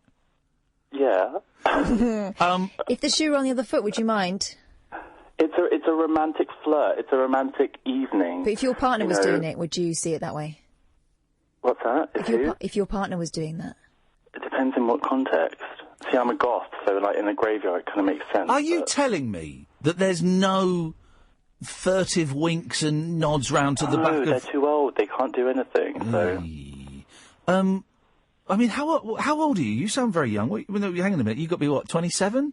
No, a bit older. 32? I look a lot younger. I moisturise a lot. Okay, so you're not what we would call a twink, are you? Well, there's very good lighting there, so, you kind of sometimes... A twink, for those who don't know... And to an 80-year-old, you look very young. Have I got this right? A twink is someone who looks... Not like a child. That's a kind of an American thing. You have to look like you're at high school still, Okay, when you're a grown up. 34, it doesn't really make any sense, Okay. I'm just asking, is it all right to flirt in a graveyard with older men if you don't do anything? No. I'm going to tell you now, no. It is not all right to flirt in graveyards with older men, even if you're not doing anything. I'm going to do it anyway. Whoa, you little tart! Pat, just do whatever you want to do, but just be careful. You don't get, if you get a wrong un, you don't want to get a whack over the back of the head. What are you talking about? Well, I'm talking about you getting beaten up or something by some dodgepot who might want a little bit more that you're not prepared to give. No, I'm too beautiful for that. Okay. Well, you take care of yourself. You're a very naughty boy. Thank you. That's all I needed to hear. Thank you very much indeed. He loves it. All right. Should we do the answers that we've got so far? So, question 1, you said Oliver Cromwell, correct. Yeah. So that's 1. Thanks, Horrible Histories. For Kath. Question 2, I said Timbuktu. That's correct. 1 for me. Question 3, I said Princess Anne, not Princess Margaret. Oh, what were we thinking? Well, Margaret's her sister, isn't it? Yeah. Idiot. Alexandra Palace was... Hang on, number 4. How many heads had Cerberus? It was 3. Oh. So 1-1. Question 5, Alexandra Palace, yes, so it's 2-1. Question 6 was, which of the 5 inhabited continents? You said Asia, that's correct. Number 7, Seifert, Foster and Rogers, architects. Oh, blimey. 8, Paris, yes, so it's 3-2. 9, it's Adams, the president, father and son president. Really? 10, Anne of Cleves. 11 was Scotland Street. What? Scotland St Andrew. Oh, Andrew was one, was he? 12 was an adverb. Okay, so... so it's good scoring there. Some good Did I scoring. win? I don't know. It's not really. Did I win a bit there? It's not really. Just say, Catherine. It's not really about the winning, Kath. It's about having great time with great guys. Oh, look, Sam has signed up to Twitter to notify us he's listening. Oh, thanks, Sam. He's also seen that I did this thing for this guy, Mr. Biffo, who's like a retro games kind of expert. I went and did some filming with him for some sort of online show that he's crowdfunded. And I did it for 2 reasons. One, I did it for 3 reasons. One, because lots of people on Twitter over the past year or so have said to me and to Mr. Biffo, hey, you 2 guys should meet. I think you get on really, really well. So that was one. Reason 2 is because I just wouldn't mind doing a little bit more acting, and I don't know if I can. I don't know if I've still got it. So it was nice, it was nice to be asked to do a little bit of acting. And number 3, because I'm fascinated by crowdfunding. And I don't know how much he's raised, but he had rented a very, very small, but a studio with a green screen. He had 2 cameras going, one of which was the camera that I bought, the little Sony, the little, the little camera I bought for America that we shot the stuff in America on. And he had a sound guy, and, friends were helping him out. And, it looks like a decent show, and I'm fascinated. In fact, I'm going to talk to him actually about crowdfunding because it fascinates me how it all works. I love the fact that people can, like Imani Coppola, her last album was crowdfunded, and I was absolutely thrilled to chuck some money her way to help her make something, and I would then get a CD that I kind of felt more involved in than if I'd just gone down to our price to buy it. So I love the crowdfunding thing and the whole Patreon thing. And I keep looking at it and keep thinking, well, I'm doing all right here at the moment, so I don't need to do it. But maybe crowdfunding the book is the way to go, because I'm not going to write this book unless I've got unless I've got a date. I need a date. And I can't set myself a date because I'll know that I've set myself a date. I need an official to say, unless we have this by December the 20th... It's not going to happen. It's not going to happen. And otherwise I can't... I don't... Or maybe the book isn't going to happen. People say, write a book. And Andy Partridge was saying, write a book. You should write a book, Ian. That's what you need to do. Sort your head out. Go and write a book. And I just don't know if I don't know if I can. You can. I don't know if I can. I was going to say something else there before we finished. I was talking about crowdfunding. Mr. Biffo. No, it's gone. It's gone. I think we're done. I think our work here is done. That was a nice little sneaky lock-in. Thank you, everyone who called in. Thank you, Sam, for staying on afterwards. Thank you, Catherine. I'm not going to tweet that this happened, but remind me and I'll mention it at the start of tomorrow's show. That'll teach them. Everyone who switched off at 1 o'clock. I like the fact that we can do this. I think it's delightful. We might not be able to do it forever. Who knows? My contract's up 20th of March. Who knows if it's going to be renewed? Apparently, I'll know by January because it's in my contract. I have to know 3 months in advance. Well, that's good. So that's terrifying. That's terrifying. Oh, man alive. Thank you, dear listener. It's always a pleasure. We are now going to... I'm going to click my fingers and you'll be transported to Talk Sport. 1, 2, 3...